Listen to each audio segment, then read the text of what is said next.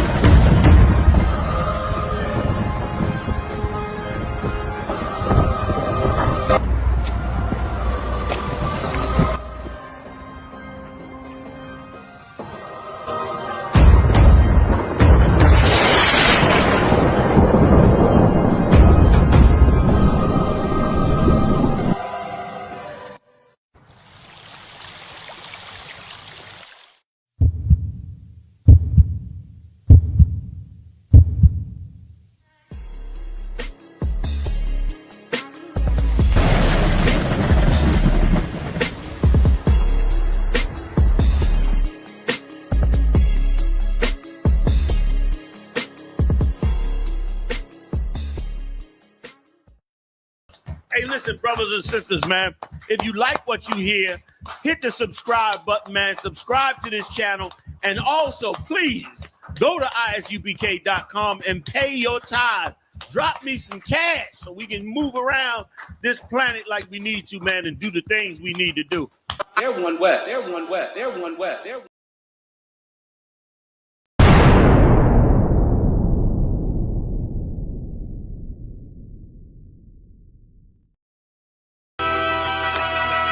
Okay.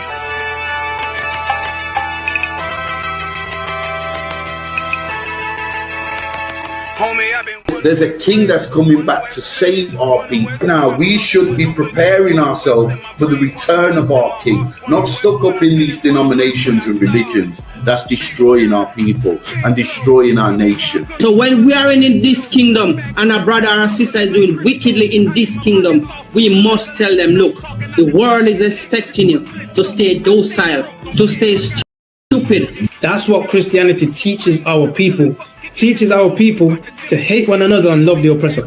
Like, we'll never forgive one another for anything that another brother or sister do to us, but we'll forgive the oppressor in a heartbeat.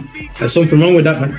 Imagine living your life as a whole Christian your whole life, and life's good because you're a Christian and Jesus is white and everything's going great, and there's a landslide and the earth opens up and you go downstairs and you walk through this place and you see a black Jesus, man. Why is Jesus Christ black with an afro in the catacombs, man? This predates the Renaissance period. So when you read the book of Genesis, the trees in the garden with other nations, a leaf, what are the leaves to a tree?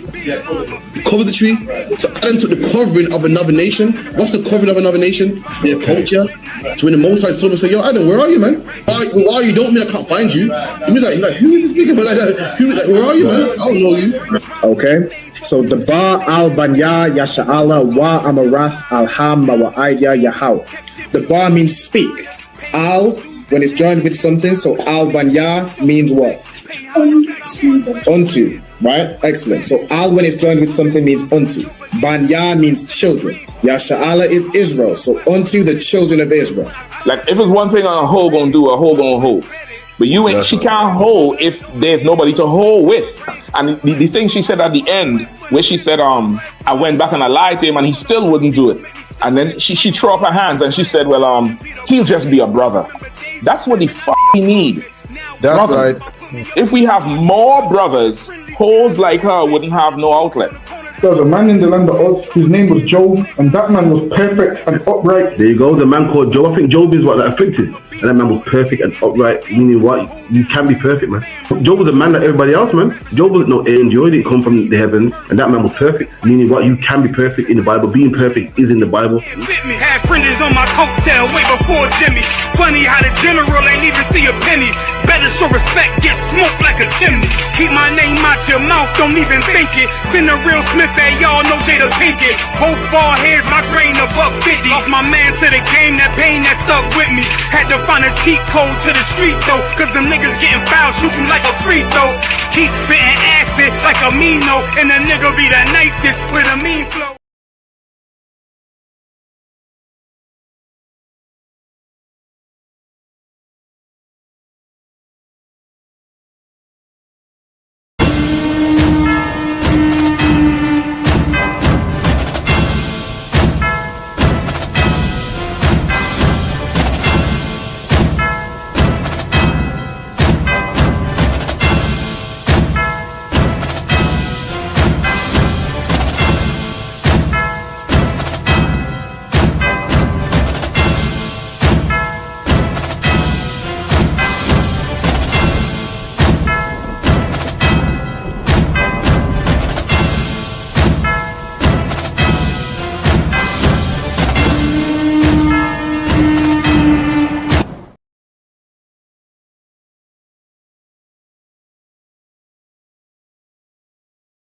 Hey, listen, brothers and sisters, man.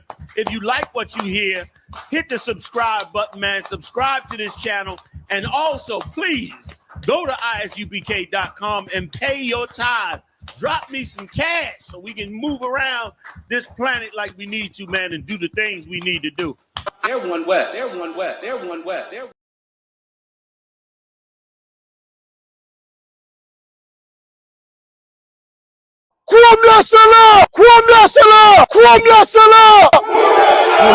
Seriously, you're looking for a Christ man, the one who anointed with the Lord, with the Spirit of the Lord, to do his will. I'm that nigga.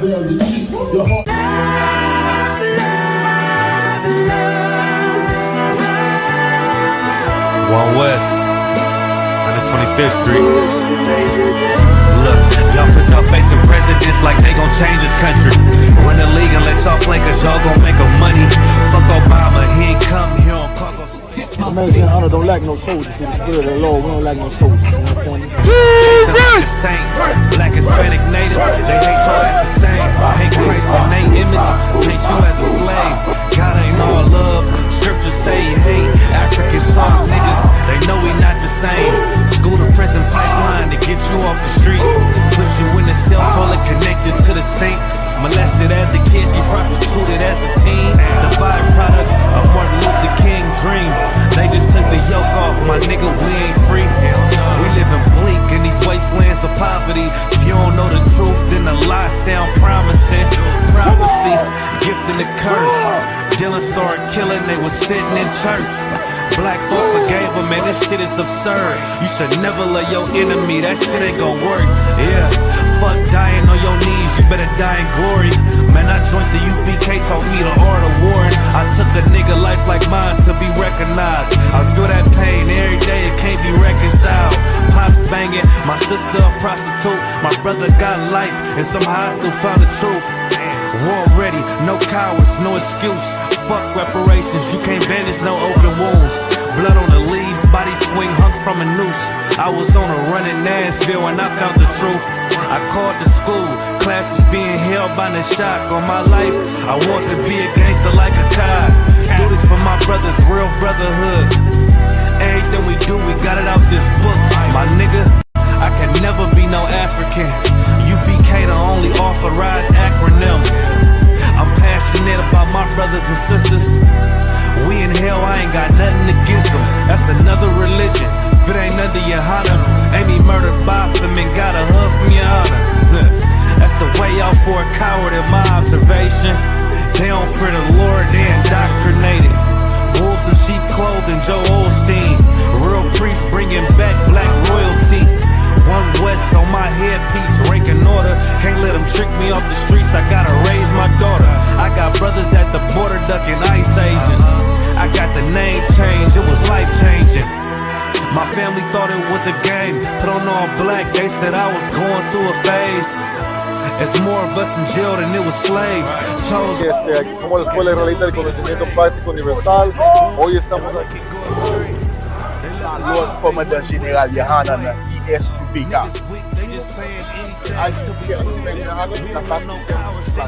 This is what Commander General Yahanna did. This is what he did. First camp, I cut off all my dreads. I took an oath when that oil hit my head. Niggas capping like they lids. I'm a priest, I never stick no fork in no pig. I was dead till I found out how to live. This brotherhood taught me how to be a man. I came back to my roots, I had to dig. A couple gaps I had to bridge. I got a rib, I'm married to this work. You wanna serve the Lord, he ain't in the Christian church. I had to dig. That's right. You wanna serve the Lord, he ain't in the Christian church.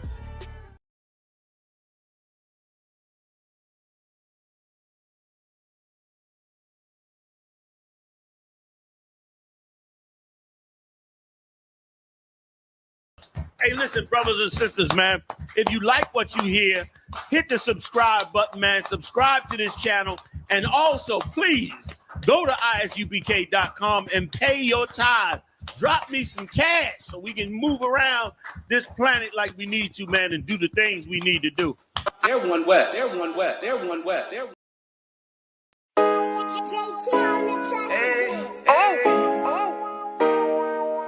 UPK, we out here in Baltimore, you know what I mean? We're having an amazing food and clothing drive out here, feeding the people, clothing the people, and staying getting love for the brothers and sisters out here. But that was my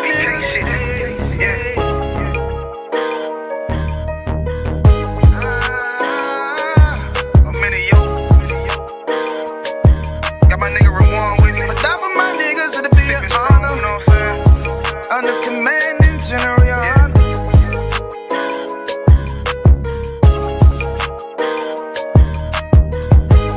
That for my niggas, it'll be an honor and a blessing. Look, hey, straight off the top, I love all of my niggas. That shit ain't gon' stop till we on top and we ballin', my nigga. We be fly as fuck, you know them bitches be stalking my niggas. That shit'll never change and it's the same with all my niggas. City to city, I should be at home. That's what my ribs say. But bitch, I'm grown, I'm in these streets and closed caption. Niggas know we bout that action. If a nigga play with me, then my Hakim gon' let him have it. Hey, like you the shit, this truth the shit. Nigga play, I let that Ruger hit. Get on them tracks, they be like, who is this? I'm rude with it, ain't got no manners. All them pussy niggas talking shit, yeah, I know they can't stand us. But we UPK, Louisiana, bitch, that's what I'm rippin'. And my niggas solid number, real ones in my section. Hey, listen, brothers and sisters, man, if you like what you hear, hit the subscribe button, man. Subscribe to this channel. And also, please, go to isupk.com and pay your tithe. Drop me some cash so we can move around this planet like we need to, man, and do the things we need to do. Everyone west. Everyone west. Everyone west. Everyone.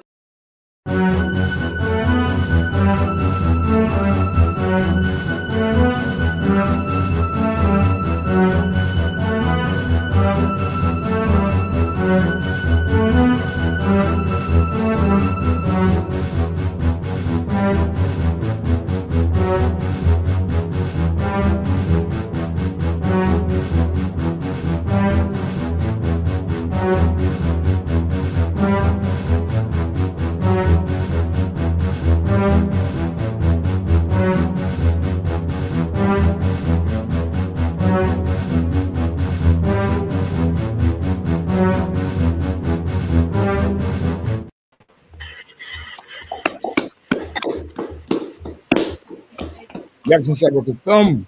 Yeah, but she's spread the thumb. What's going on? What's going on, Akim? How you feeling? Tawab, sir. Wait, Tawab? Tawab, sir. Shit. Y'all ain't something too enthusiastic, you know. You need another natural disaster. You need another Kerrville and something else going on. The Lord giving everybody a little break, man. The next one coming. It's coming and it's on its way. That's right. Yeah, I mean that's coming. Yeah, I mean. In the meantime, we're gonna go ahead and give everybody what they need. For sure. That's right. Sure. Of course, big up Commander General Yahanna, hardest working man in Israel. Yeah, I'm giving us a platform to rock with. He's gonna be in Chicago next week. You know, Chicago Midwest Fire Weekend. Midwest Fire Weekend. They always put it down, always get it in every year. Get down there, man. It's about 5 cities coming together: Chicago, Detroit, Minnesota, Indianapolis. Who else? Milwaukee, St. Louis, Kansas. All of them. They're gonna be coming together at Midwest Fire Weekend. It's gonna be insane, man. It's gonna be an insane time. We'll make sure and get down there. A ton of cookouts that we're gonna be having. You know what I mean? Okay. So, yeah, man. So what it is, what it was, and what it will be. Yeah, man. The Obama. The Obama, right? You know, who tricked your mama before Kamala. The Obama came in and said that you need the bats, the letter after D and man needs to be your child's best friend. That's what the Obama said. That's crazy. Yeah, I mean. Yeah, I mean, when Elephant Man said "Bon Batty Man and them friends," Ben. Go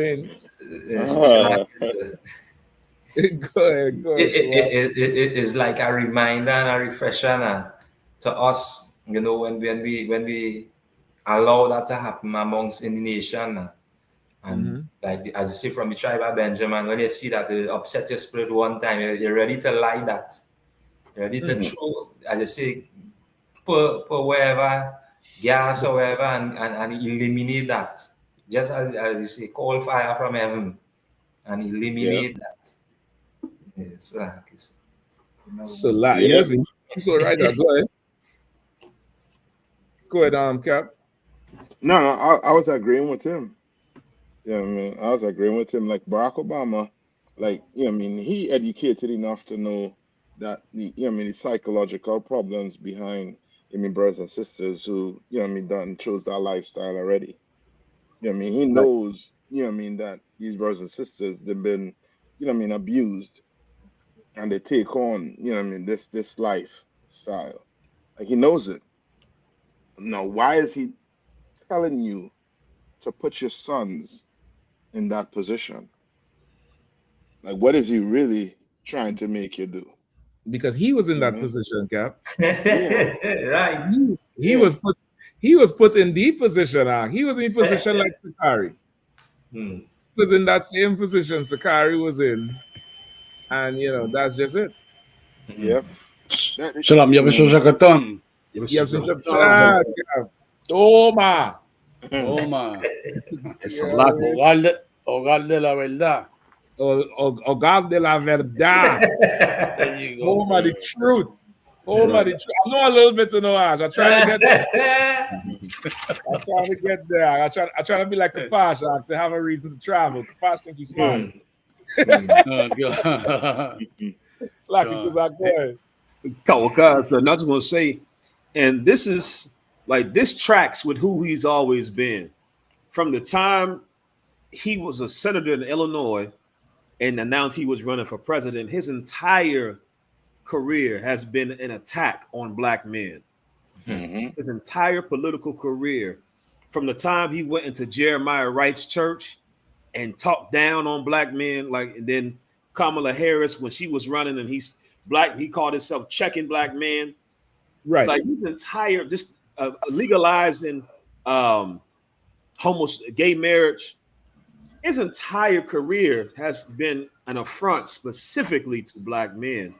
And it's because black and Hispanic men, when I say black, I mean black and Hispanic included. Black and Hispanic men are the most masculine men. And they did a study, I believe he's the one that brought it out, how the black community, and particularly black men, have been the least accepting of that lifestyle. And white people have known that, as far as how the LGBTQ community has been able to permeate in every other race, but it's been so hard for it to take hold within our race because of the hyper masculine culture. It's like they use Barack Obama to weaken so many black and Hispanic men, and it worked. And a lot of you Christian step and fetch it big head Negroes, you told it this African nigga. This African, I don't want to call him a nigga. You told it this big head African heathen as a savior for black men and who black men should be like. And this homosexual African has been against us his entire political career, man. We should despise this cat, Salakia. That's right. Yeah, absolutely. Like absolutely. Like you so right, Kazak. Like he done showed before, because I think he had that study with John Hopkins. Let's get the story. You wanna pull up the story? I'm gonna try to pull up a video. I saw some clips of the whole thing, but I'm suspecting something else going on here, because there's something else going on here, and it just might be that. Right. Anybody have the story for it? Yeah, I got it right here, sir. Obama says boys should have gay men as mentors in their life. Barack Obama has said all young boys should have a mixture of male role models and friends, including a gay person, so that they don't grow up ignorant. The former president spoke with his wife, Michelle Obama, on the podcast she hosts with her brother, Craig Robinson, called IMO, which stands for In My Opinion. Obama, 63, whose own father was absent in Kenya during his upbringing, said that even if boys have a great dad, they need more than one male role model. One of the most valuable things I learned as a guy was I had a gay professor in college at a time when openly gay folks still weren't out. The Harvard Law graduate turned Democrat politician said. He became one of my favorite professors and was a great guy. He would call me out when I started saying stuff that was ignorant. You need that to show empathy and kindness. And by the way, you need that person in your friend group so that if you then have a boy who is gay or non-binary or what have you, they have somebody that they can go, okay, I'm not alone in this. Creating that community, I know it's corny, but that's what we need. Obama, who has two, now go ahead. Kawakan. Obama, who has two daughters, was born in Hawaii to an 18-year-old American mother and 27-year-old Kenyan father. They divorced in 1964 when he was 3 years old. If I could, sir. Yeah, go ahead. Lucky, sir, if I could, right? And up in the article, it says that the purpose of this is so that you won't be ignorant, right? And what Black people need to understand is that the Lord wants us to be ignorant of certain things. Certain things we should not know. That's even back to the garden. Like certain things you should not know. You should not see it. It should not exist. I mean, he wants to educate you on sin. You understand? I mean, he wants to bring you to the life to accept a lifestyle of sin. And Black people need to understand that it's okay to not know certain things. It's okay to not know it because you was not meant to know it because it's not supposed to be known. Right. Certain things are just evil, and nobody should ever hear such things or see such things. It's like I just wanted to say that. No, you're right. You absolutely right. You for sure right with it. Like there's certain things you need to be ignorant of. But okay, I mean, could you point out why he said it again? Unless it's further down in the article. Cause sir, he said it so that boys won't be ignorant. Okay, ignorance of what? Like, because there's a part he said he had a professor. Right. He had some professor in his college days that was, a sodomite, and the professor helped him in certain ways. Like, but he outlines it. I'm looking for the video now. It might be in the stories. Let me see if I can pull it up here. If you go to the story, it's right at the top, sir. The video, it's right at the top. But I'm trying to find the video separate, like on YouTube. Kawakan, sir. You know what I mean? Because this website, Daily Mail, it be having so much other plugins. Sometimes it slows down the computer. Kawakan, sir.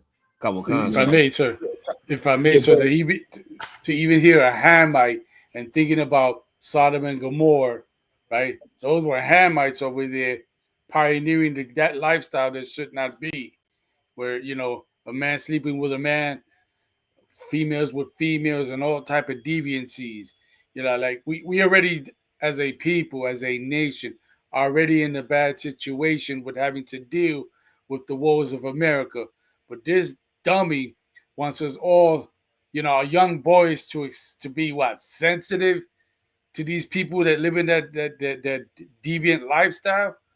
Like we as a nation, need help. Like no one can give that help outside of the UPK.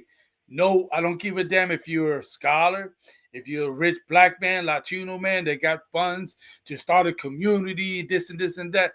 That's all fine and dandy, but we have a trauma that's been generational, still embedded in us. And we have not been given any type of therapy or psychological therapy to, at least break the chains of these things. And then for this dude, this is what pisses me off about Obama. He's always coming back with some dumbass shit, excuse my language, Right. towards black people. Like God damn, keep your gayness to yourself. Why he don't?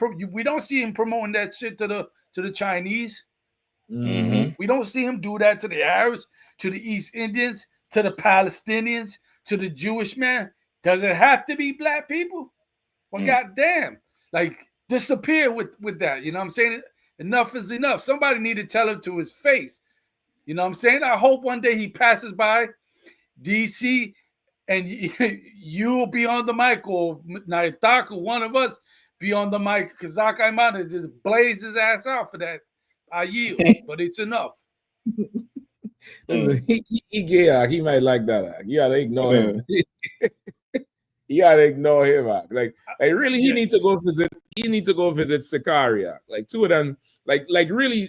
Okay, him and Sakari would get along because that Sakari been a mentor to them men in there. He been a mentor to them and he helped them out. And that Sakari taught them things they were ignorant of. But that table is locked. If I may, it need to be Nathaniel, Sakari, and Obama on that round table and having that goddamn conversation. That's the Trinity of Sodom. Yep, there you go. That's the Trinity of Sodom. The Father, the Son, that's the Trinity of Sodom right the Father, there. the Son, and the peg. The peg. The pegger, and the peg E. You get it, boy? But listen, you know your humor. You'll bear with me for a second here. Let me just Now this is what I honestly think this is here. Like out of the blue, he ran a whole election, and he did not talk about this gay mentor that was so profound in his fucking life. Yeah. He won 2 successful back-to-back elections. You get what I'm saying? 2 back-to-back elections at a time in America where it was him being in charge was such a frenzy. It was a world phenomenon, a worldwide phenomenon. And you mean to tell me between 2008 and 2016, he ain't mentioned this faggot once? He ain't come and say, well, the reason I was so successful was because of this gay mentor. Now, so if you're all out there in internet land and TV land, if I'm wrong, please find me the article that's dated. Don't use no AI bullshit now. Give me the dated article where he talks about the sodomite that changed his life. Find me the footage where he praises this sword fighter for helping him reach the White House. Help me understand it, because this is what I think is going on here. And listen, I'll give you please tell me if I'm tripping. It's too far-fetched. This, Cap, you're talking some shit. Take a break. We had a show tonight. I think for the last 6 months, between Trump and Elon Musk, they have been raiding his wallet with the different departments and the different government funded programs that it seems like the Democrats have really, been facilitating for years. That's what it seems like. And he is forecasting his future and is like, we can't take 4 more years of this shit. We cannot take 4 more years of this shit. They talk about Trump fired about 1,500 federal workers. Yeah. Right? It's probably more by now, but I know at one time they were saying it's about 1,500 so far. How much is this to date now? Anybody could Google it and look it up? Boy. Like how much federal workers that got dismissed?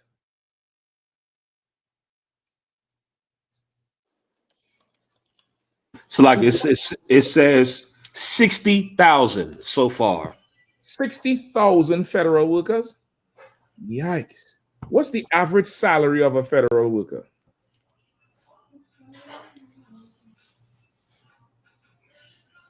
No.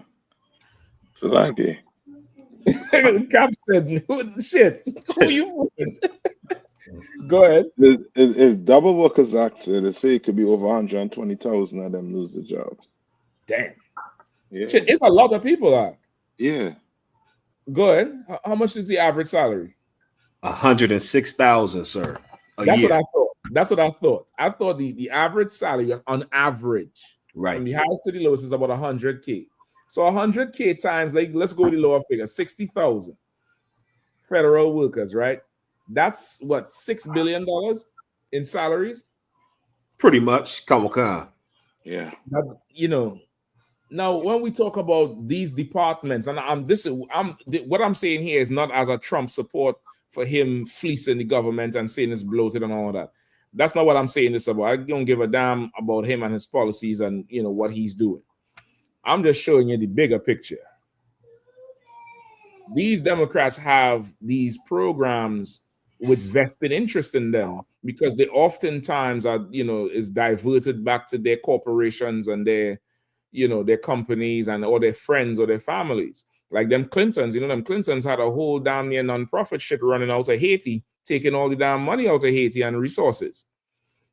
So it's definitely reasonable that because of Trump raiding their bank, he is forecasting the next 4 years and is like, we ain't gonna survive. I'm gonna need some of that faggot money. You know, Salakia, that sodomite economy. Salakia. I'm drinking water tonight, Akim. So it's not the drink. It's not the drink. Almost sodomite. Forgive me. This, you know, y'all don't need to go and flag this thing. Don't do that. He gonna eat some of that sodomite economy out. And what better way than to get sodomites behind you than to say we need them to mentor young boys? Oh, that's going to start a whole new initiative. Remember, Trump done attack the DEI, which includes the sodomites. He done kick them out of the military already. This is an economic play, if I had to call it. Yeah. Go ahead. No, just to add to what you're saying, that's heavy. Because he not saying that black men need fathers. Right. Like, come on. Like, he not saying that. Like, that should have been the first thing come out of his mouth first. They need fathers. You understand? Now you're coming to say your son need, you know what I mean, a termite, Salaki. You know what I mean? Exactly. But, you know what I mean, come on. Black men need their fathers in the house, like Commander Yahanna say. You know what I mean? He said best on the streets in Washington, D.C. while he was running for the presidency. We Right. need a black man in the White House. We need a black man in every black home. That's right. What we need. That's right. You understand? And that's what Commander Yahanna say. You understand? That's a leader. You know what I mean? That's He's right. trying to portray himself as a leader, but he's giving you bad advice. Advice that's going to destroy your kids' lives. It's going to destroy your kid life. You go talk to some of these termites and find out, you know what I mean, their life. And you'll see how destroyed it was. And this whole thing they're all into is just a cover to hide the pain Yeah. they done been in. You know what I mean? And America, they just, you know what I mean? America, you know what I mean? If you know what I mean? It's like they have, you know what I mean, a bandage for almost every trauma that you have. I mean, and it looks good on the outside for people looking in. It look good, but if you could see what's going on behind closed doors in some of these people's houses, you will be like, it's, you know what I mean, it'll be full out nightmare. It'll be a full out nightmare. You know what I mean? You hear all the stories about, you know what I mean, the fights that go on with them, especially with the women. You know what I mean? And you will, you know what I mean, you will get to understand that world, you know what I mean, that America painting, they just painting it. It's like a movie. Like how some women be you know what I mean, watching this movie and they be having like happy ending and they think that's life. And then when they Right. really get into a relationship and they see the work that has to be put in, I mean, it's too much for them. You know what I mean? To Yeah. the point where they just like the beginning of a relationship, and Yeah. that's about it. You know what I mean? And that's because America done torture. You know what I mean? Just like what you know what I mean, what looks good and what feels nice. Just act the part when you know what I mean your you know what I mean roles come to an end. You know Yeah. what I mean? And who knows, you know what I mean, as I say, what's going on behind closed doors, you know what I mean, with these people, the pain they have to go through. You know what I mean? I think one of them I don't know if you remember the documentary. I think it was What is Mac. up? Yes. When Yeah. the one of them was like, you know what I mean, was telling you the pain they're going through Yeah. with the transition that they was doing. And they wish they never did it before. You know what I mean? It's almost similar to a woman who goes and commits an abortion Right. and then regrets it for the rest of her life. Mm-hmm. You understand? But America, the way America bring it to you, it is they package it real good. This is planned parenting. You Right. understand? Don't worry about it. It's a mistake you made.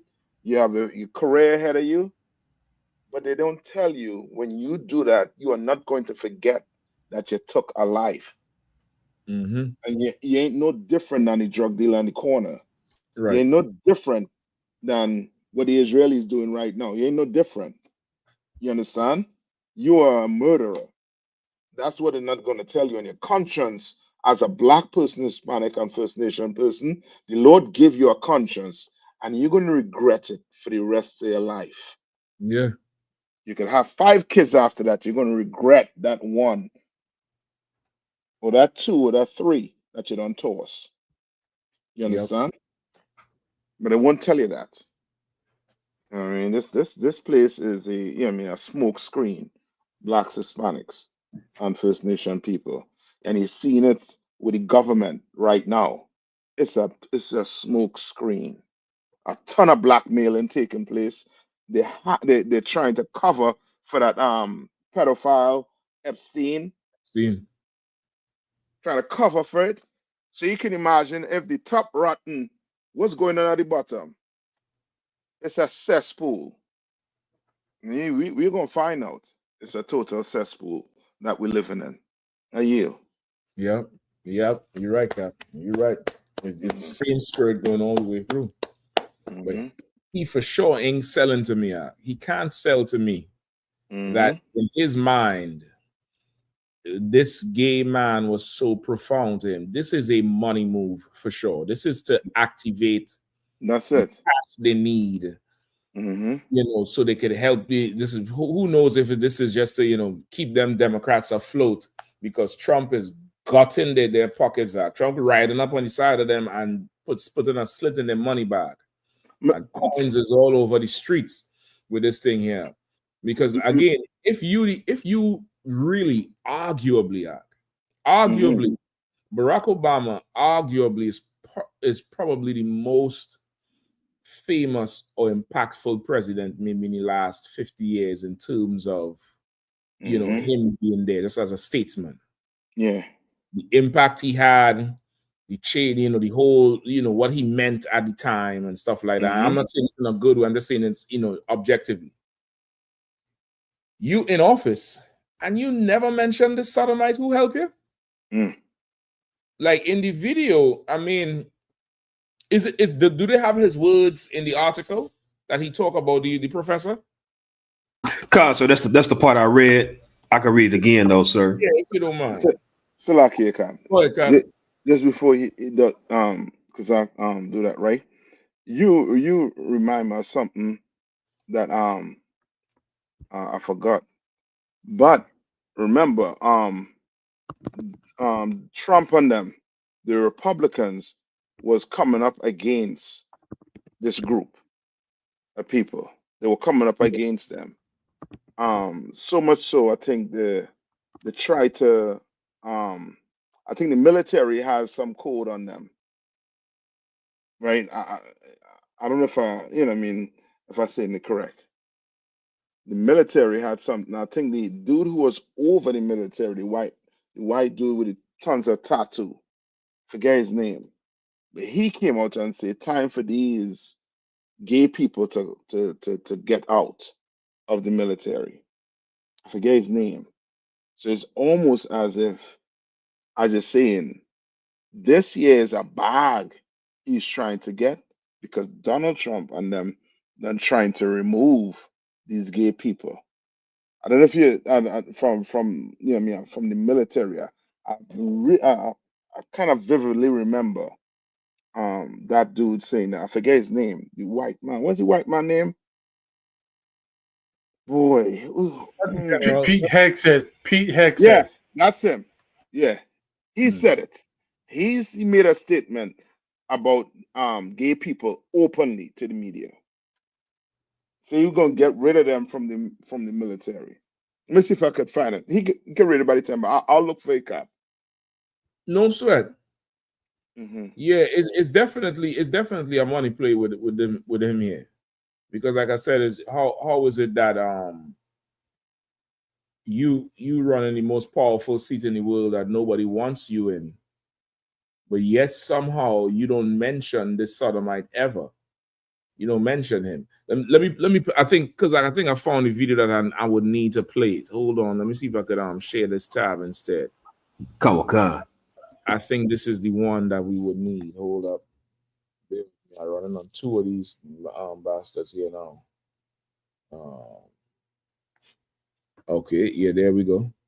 Let me know if you'll hear it. That I think a lot of times, boy, that's one of the things that I think y'all could hear it. Kawaka, so we can hear it. Boys need is not just exposure to one guy. Mm-hmm. One dad. One dad. No matter how good the dad is. He can't be everything. He can't be everything. And then that boy may need somebody to give the boy some perspective on the dad. No, that's what a woman is there for. A woman is there for that other side, that other perspective. And remember, listen to the code word. He said they don't just need one man. I guess this is homo polygamy. What do need is not just exposure to one guy. Mm-hmm. One dad. One dad. No matter how good the dad is. He can't be everything. He can't be everything. And then that boy may need somebody to give the boy some perspective on the dad. Yeah, right. Yeah. One of the most valuable things I learned as a guy was I had a. Come on. Why is he saying the other dude had to give the boy perspective on his own father? Like, like what like the advice these people be given that, they really and truly they don't believe in the Bible. They don't understand. And you can clearly see he is not black. He only talking about you want to tell a black son to, some other man to give your black son your perspective. Listen, don't forget white sons too. These white fathers is gonna be pissed off about this shit. I'm telling you straight up and down. Them old white big wheel get her done t-shirt wearing fathers, they're gonna be mad about this shit he talking about here. So this is really a money thing. Go ahead. So, yeah, you noticed how when he said that comment, she tried to clean it up, like dads. Like he was just going. She felt like he was going to go somewhere else with it, and she reeled him in to say dad. Right. That's what you meant to say, right? Dad. Listen, for those who may have missed it, let's put it back. Let me pull it back again, and so they could hear it. Hold on.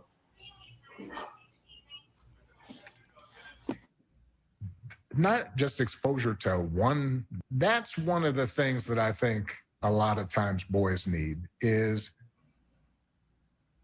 not just exposure to one guy. One dad. One dad. No matter. You caught it. That's right. right? Like this Right. had nothing to do with dad. Mhm. This has nothing to do with dad. That's right. He said exposure to one guy. That's why I say this is much not Yeah. polygamy, polyandry. This is much polyandry. You know what I mean? Like this is multiple. Like this is definitely homosexual agenda, and this is a money situation. So like I said, oh, go ahead. Homos, let's get this point. I'm gonna get to it. The homos need a Gandalf, and he need money. So he's saying, I will be your Gandalf. I'll ride in there on that white horse. I will champion your cause. Just make sure when I check that account on Monday, it go to ching ching ching. Make sure that account sound like a Chinaman. Make sure it go to ching ching ching. You get your point? Go ahead, Kazakh. Kawaka, sir. Okay, and even to hear this is advice from not only a homosexual, but a man who didn't grow up with a father. Yes. Any man that grew up with a father that was active in his life, your father was, well, I can't speak for everybody. Let me speak for me. My father was my moral compass. He was the inner voice in my head that when I would have thought to allow peer pressure to make me do something else, his voice was the voice in my head that would say, no, don't do that because I got an answer to this nigga. You understand? I'm not scared of none of you niggas here at the school because I have a fear of who I got to go home to. I didn't need nobody else's voice. I didn't need no other mentor, which the whole mentor-mentee is gay. It comes from the Romans, you understand, where older men would take young boys underneath their wing and they would teach them while they were molesting them, just like Socrates and Aristotle. You understand? The whole mentor-mentee thing comes from the Romans. It's a gay system. But Barack Obama clearly didn't grow up with a father, because if you grow up with a father, that man that's it. You understand? That was it. That was chief in your life as the voice of reason, the voice of what's right. And, and once again, that might just be my experience, but I don't know. Other brothers who grew up with fathers might have to tell me if that was just me or not. So like it. Listen, Kazak, what you're saying is so right. And even if you didn't grow up with a father, the idea of who you had in your head as a father was everything to you. Whoever you had in your mind as a father, whether it was an uncle, whether it was, one of mommy's men who you hit it off with, that you could maintain a relationship with, having that stable one there is life. It's the whole concept of God being our father. Like having one father, having one person. Imagine somebody saying, you shouldn't. Somebody needs to give you a perspective of your father. But again, this has nothing to do with really fathers. This is the homosexual agenda, and this is them creating a lane for money to be flowing through.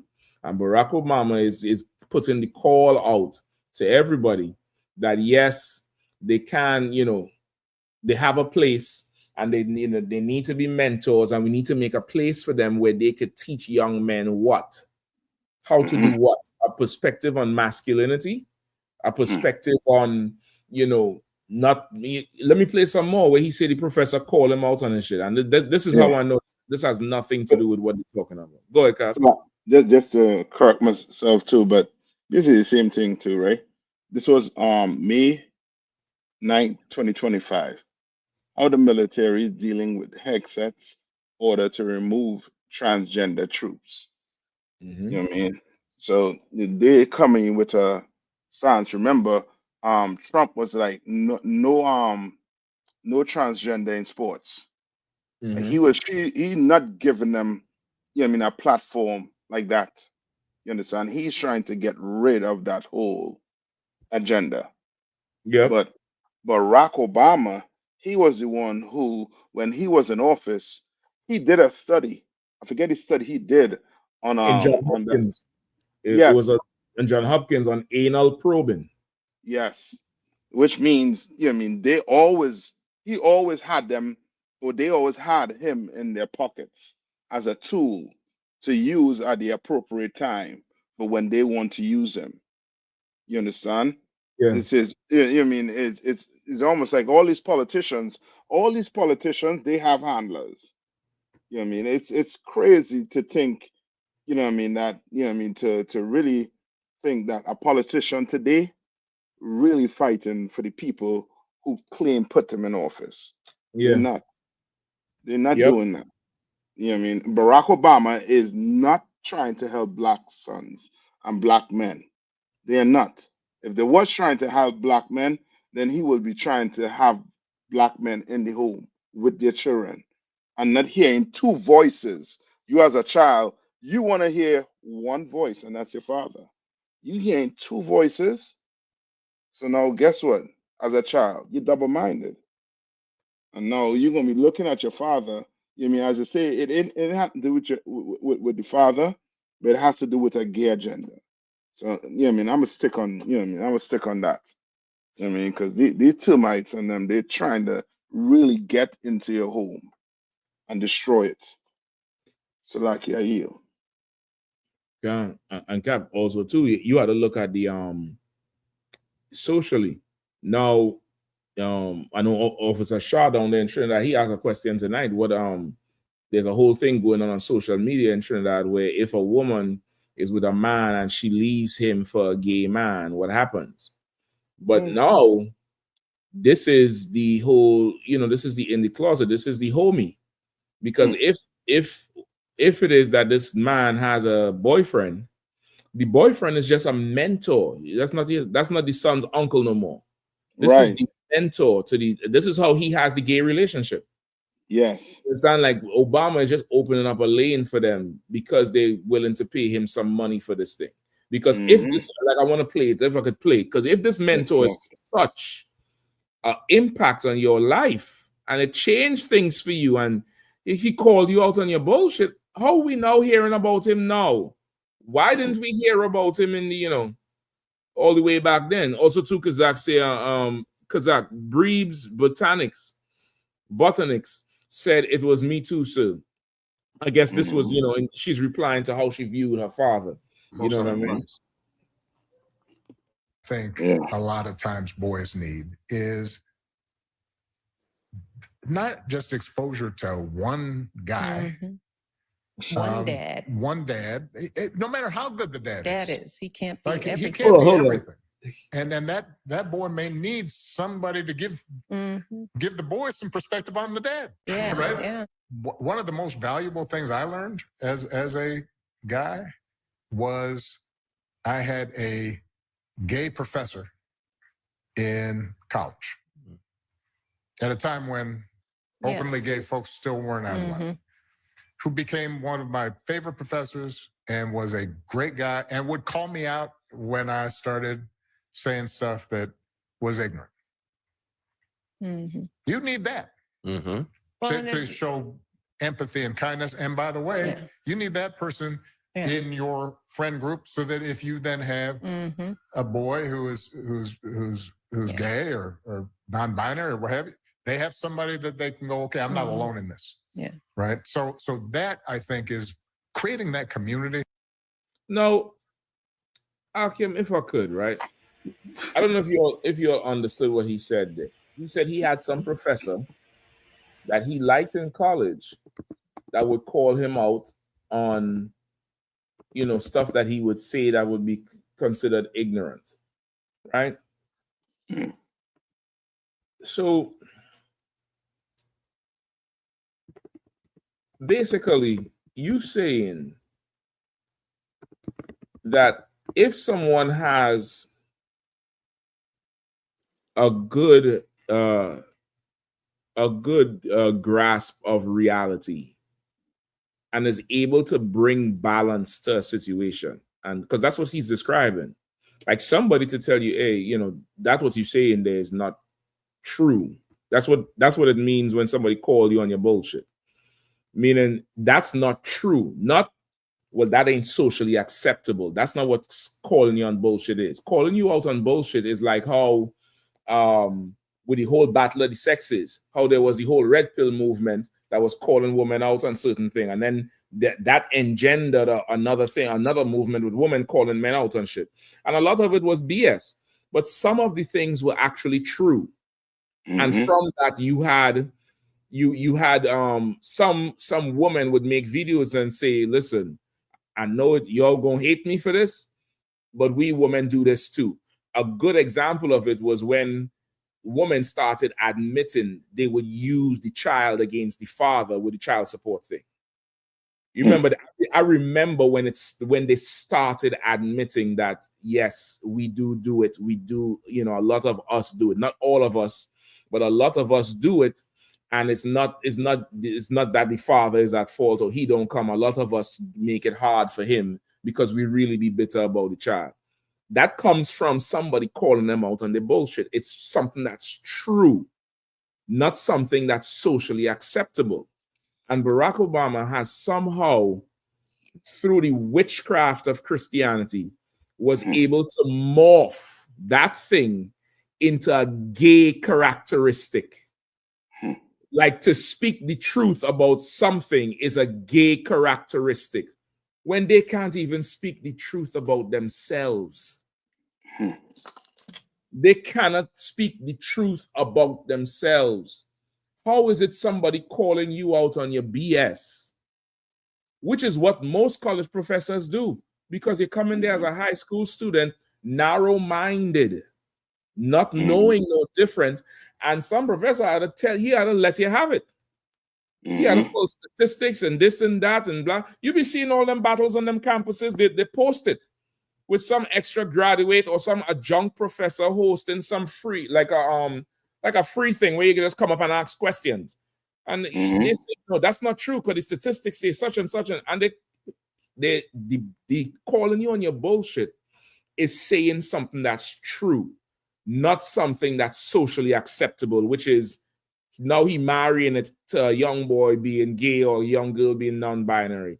You talking about social acceptance. What's true is that a man should be with a woman to produce a child. A man with a man can't produce children. A woman with a woman cannot produce children. What's true? You cannot change being born black, but you can change being what? Gay or straight, because it's a learned behavior. This is a learned behavior. You could change that. That's true. What else is true? It's true that even if you undergo surgery to change your parts, you are still that thing that was born, that came out of your mother. You still that thing that's on your birth paper. You're a boy or you're a girl. It doesn't matter the hormone treatment. It doesn't matter what you feel deep down inside. You are a boy or you are a girl. Those things are true. He somehow trivialized being able to have a grasp of reality and say what's true as having a gay character, as a characteristic of a gay person. I don't know if you understand what I'm saying. Like somebody really clear you up and say, no, that ain't really true. That's not what happening. Call like how we call the FBA and big-headed niggas out on the Latinos are not Israelites. Like we call them out on something that's true. Barack Obama is effectively saying, if you have the trait to call somebody out on their bullshit, that's a gay man's trait. Only gay people have it, which is why you need a gay man to mentor your son, which is utter bullshit. Yeah. Like this thing has nothing to do with calling out. This is about money. Yeah. It's about money, and them Democrats, what they thought they were sailing into the damn sunset with just eternal, departments and federal funding and this going through this company and this entity and that entity, and Trump just come and pull the cord. Now they have to go to the gay community. What's not socially acceptable is that the LGBTQ community is not the same as the Black Power movement or civil rights. What's true is the LGBTQ community is the laziest bunch of people on the earth, because they expect the non-LGBTQ community to make the children that they, why don't you make your own children and mentor them? Yeah. Why you want to mentor my hard work? My woman was up there for 9 months, bleeding all over the place. You know, exposed in that that theater, that birthing theater. Now you want to come and mentor my child that I worked for? Go make your own child. But you're so goddamn lazy. You don't want to do the work to yield the fruit. But you want to be able to mentor my child because Barack Obama needs money. Let him go broke. Let him go get a job like he told black men. Salaki, I won't hug up all the time. Salaki. If I may, so just real short, right? I saw the interview too, and at one point he's like looking up. You know how you had deep trying to search the right word to say, and he got to a point where we're just a bunch of intellectual slop. You know, to make it sound like that his point is a valid point, but you know, we in the truth, we could see that this cat right is not a benefit in any shape, fashion, or form for our nation. You know what I mean? Like it's just ridiculous how they, as you say, they you know they did, you know, so like what Captain Nathar said also, in that he, you know, it's an agenda that they got going. You know, it's somebody's dishing out the cash. Maybe, you know, his mentor, you know, dealt with him in some fashion. They keeping quiet. You know, who knows what happened in those days and times for him. But we don't need this, as you said. We definitely don't need this at all. You know, I'm with you there. Yeah. If I could, sir. Yeah, go ahead. And Barack Obama and Michelle Obama sit up there and they talk like they're such successful parents or something. Like Right. they have model children. Their children are drug addicts and whores. I mean, Yikes. and they want to sit up there and they talk with such elegance, like they were successful and they have something that they produce that we should be, you know, we should emulate. I mean, their daughters are drug addicts and whores. I mean, that's all it is. So to the sisters who think Obama is something special, because I know a lot of college educated sisters think Obama knows what he's talking about. His children are failures. With all the money in the backing they have, they're drug addicts and whores. They're children coming out of the ghetto who had less and have done more. Yep. So, Yep. You ain't never lie with that. There's brothers and sisters coming out of abject poverty with no resources and have achieved way more than, you know, what they have. Brother, I'm scouring the internet looking for the picture, and I know the picture you're talking about, where she just walking around with a cigarette, looking horrible. Hey, so like I said, just real quick to back off what the warrior was saying, because I was thinking before I said what I said before, I was thinking that, but I didn't know if anybody else knew about that. But Tawada, a warrior for bringing that part out. You know what I'm saying? Because I did see them videos. You know, like wow, you know, all that. They went to the White House and all that. You know, first family and their daughters aren't even walking straight. You know, so yeah, I'm Tawada for bringing that out. William. Come on, Yeah, this is the picture here. This is one of them. Of course, you all know this one. This is the one who she just outside. All right, she getting high. That's a whole joint there. Yep. She just getting high, and it might be a presidential thing because, you know, she getting high. Hunter was getting high. It might be just a thing for all the president's sons. Yeah, I mean, you know, George Bush Jr. was, you know, he was an old alcoholic and an old drug head. You know, and he was, you know, George Bush Senior's son. It might be one of them type of things, right? The American way, you know what I mean? But so let me just go ahead, because I just want to say, well, Officer Warren, that's such a heavy point, and black people, we are better than this. And to Officer Warrior's point, meaning we have a standard in the black community, whereas we tell ourselves we have to work twice as hard and we have to be twice the times better than everybody else, right, in order to succeed.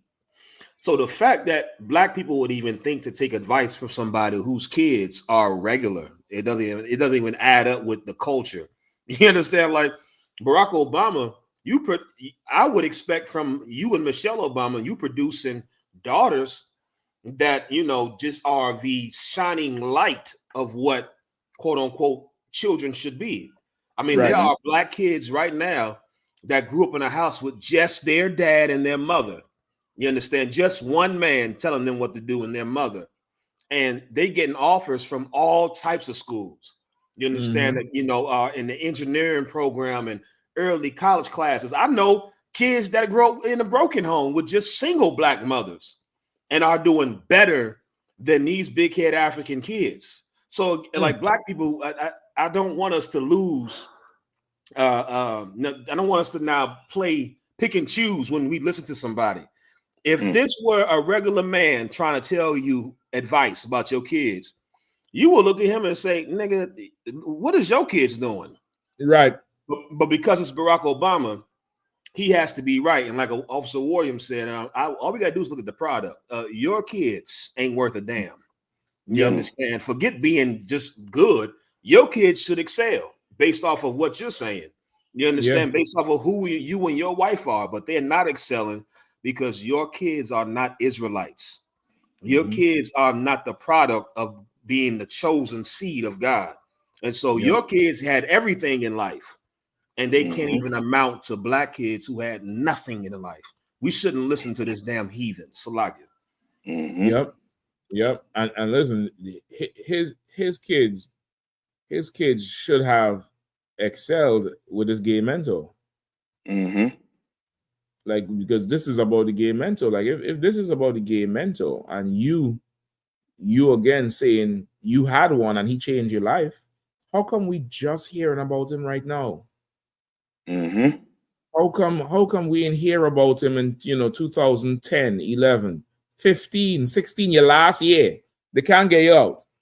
How come we ain't heard about him? You're bringing this now because this is just about money. That's all. It's just about that money. Let's play the rest of the interview with him there.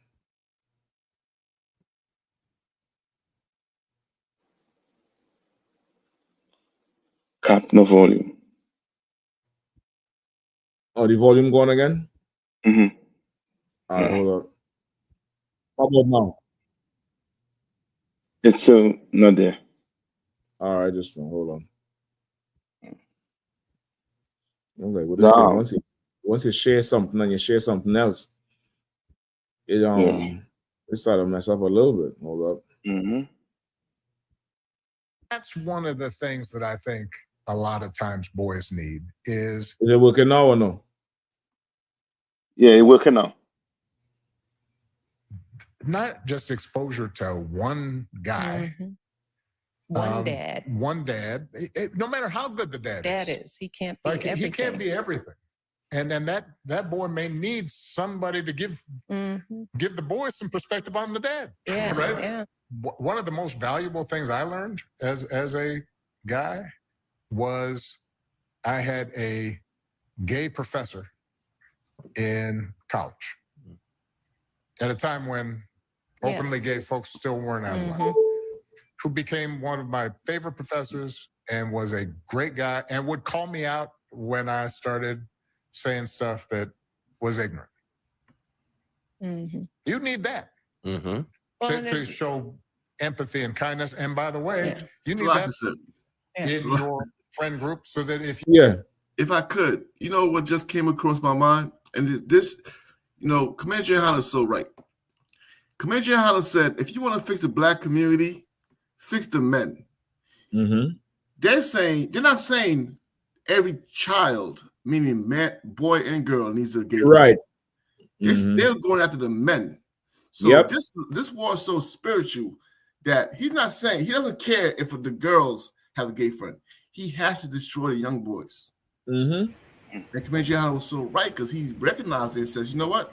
If you want to fix the black community, fix the men. Yeah. So this battle is this is they just drawn the line. Like, okay, we're trying to fix the men. They're trying to destroy the men. Because once you destroy the men, the women will follow. Yeah. So that just came across my mind. It's like, it's crazy because he's not even saying children. He's saying young boys. Come. Yeah. Salakia said, yeah, go ahead. Yeah, and again, the point that being brought out, is very valid as well. Even in the show and all, the Commander General Yahanna did Monday, right? He says either two things, right? When you're going to college, either you have strong parents, that they don't get brainwashed now, right? And you stick, or either you go to college and you're not strong enough and you get brainwashed. So we seen the perfect example of not having strong parents, even with the sister Michelle, right, being influenced by the heathen. Yes, Right. Shit, and even with him, he went to college and he had a way of thinking from before, and he don't have that way of thinking no more. Like, what does going to college have to do with the LGBTQ? Right. And how does educating? I don't get it. You know what I mean? Let me just play the rest of his thing there, Aaron. You then have a boy who's gay or non-binary or what have you. They have somebody that they can go, okay, I'm not alone in this. Yeah. Right. So that, I think, is creating that community. I know it's corny, but that's what he said. He know it's corny, but that's what it's about. It's creating that community. Creating that community. That's what he said. Creating that community. Yeah. Not our community. That's right. That community. Listen, and it's so heavy out his mouth. We even call them the community. Right. You can say the alphabet community or the alphabet group. This is about that community. This is about, again, they need a forerunner. They need a Gandalf, because right now the whole empire is trampled over. In about 6 months, Trump done displace them all. He about to take away the insurance for all that the pills they getting for the hormone treatments and all that shit. All that shit about to go out the damn window. They need a Gandalf to ride in there and get rid of these orcs, these MAGA orcs. And that's what he's doing here with this thing here. You need these gay men to mentor these young boys, and that's right. Let's do it. And there's going to be a whole movement of gay men mentoring these young boys in a much more public way than what it was happening before. But for him, this is about money. Because if this really was about gay men mentoring, he said, no matter how good a father you are, well, who mentored your daughters? Exactly. Or who mentored you? Because your father, he couldn't be that good. So, like, go ahead, Cap. If I could, it's a heavy point, Cap, because it's been a attack on the nucleus of the Black, Latino, Native American, Indian family. I mean, since forever, and they keep wanting to get the masculinity out of our young boys. Right. Why? Because they know that masculinity is what can deliver this nation and what can sustain this nation. Like, for you to disrespect the heterosexual man and say he's not enough. Why? He was enough to create that child. Right. It was a that heterosexual. You can't create. Right. The child you can't create. The water, Cap. The water. I mean, it's just pure natural. It's nature's way of showing you that this is right. It took a man and a woman to create that child. So why would you try to create confusion and think that God wouldn't allow that man and that woman that came together to create that child to sustain that child, to mentor that child? You see, this is why the Bible says God is not the author of confusion. If you listen to these people, you will be swayed. You will get off the path. Yeah. And seeing that all of the things is going on right now, in not just in the political world, but socially and so forth with Donald Trump, masculinity is a rite of passage for his followers, for his people, for those young boys. Yeah. I mean, to jump, you know how many of those young boys are signing up for ICE right now to make a career, 6 figures. And it's a rite of passage. It's a way to be a quote unquote patriot, to be masculine. But you have to get a game. You have to dumb down. You have to water down your masculinity. I read that scripture when King David, when he was getting ready to pass away, and I think it was in First Kings chapter 2, where he told his son, he told Solomon, "I go the way of the earth. Show yourself a man." Mm-hmm.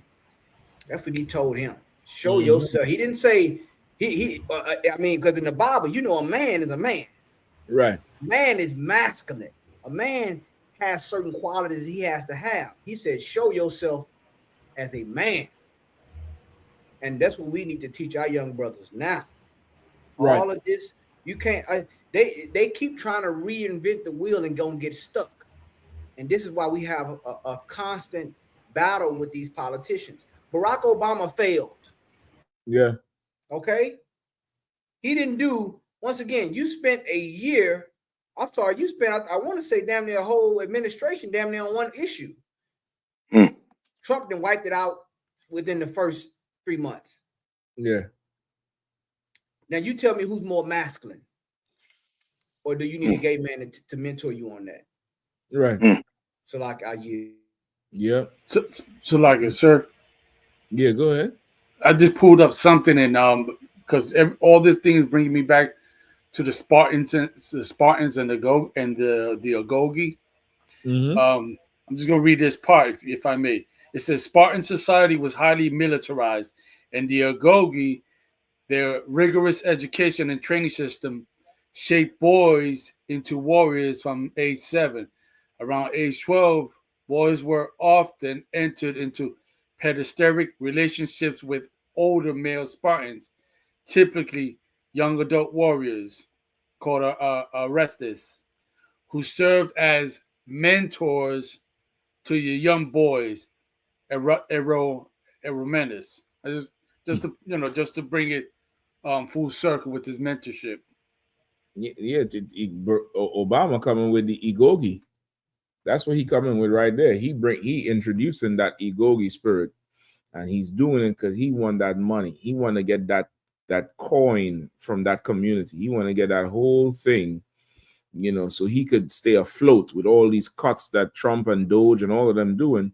He trying to get that coin from all these displaced, hurt, frustrated LGBTQ community. He trying to raise up that money. That's what the hell he trying to do here, in terms of representing them. And he said another thing too, not to hop on it too long, because I know we have a few good stories. He said that you can't just have one man. You have to have somebody else to show you this, to give you a different perspective of your father. That's what your mother is for. Your mother is there to help you understand your father. Because it adds a water to water. Because that child is he's not yet a man. That daughter, she's not yet an adult to understand, life. And sometimes the safety or the warmth and the cuddly things that mommy provides, sometimes life delivers something that the warmth and the cuddles and the comfort, that's the word I'm looking for. The comfort that comes from mommy, sometimes life can take that comfort away. Right? You could still have your mother and everything, but life hits, and that hug ain't doing shit. That warm tea, that lap she make you lay down on and rub your head, it's not doing it. Sometimes daddy deals with that life in a way where it's just too cut and dry for you. And that's when you need mommy there to say, that's your father, and he's right. He's handling it. You don't understand it now, but this is how he is. I'm gonna give you another thing. Growing up without a father, that the whole idea of the deadbeat dad and if your father ain't this and you never came to see me, that comes from the mother. That doesn't come from the child. How do I know that? Because you teach that child to love Caesar Borgia and he never met Caesar Borgia. That's right. Teach that child to love Pastor so-and-so, and Pastor so-and-so never came to your house. So you could teach that child to love a man.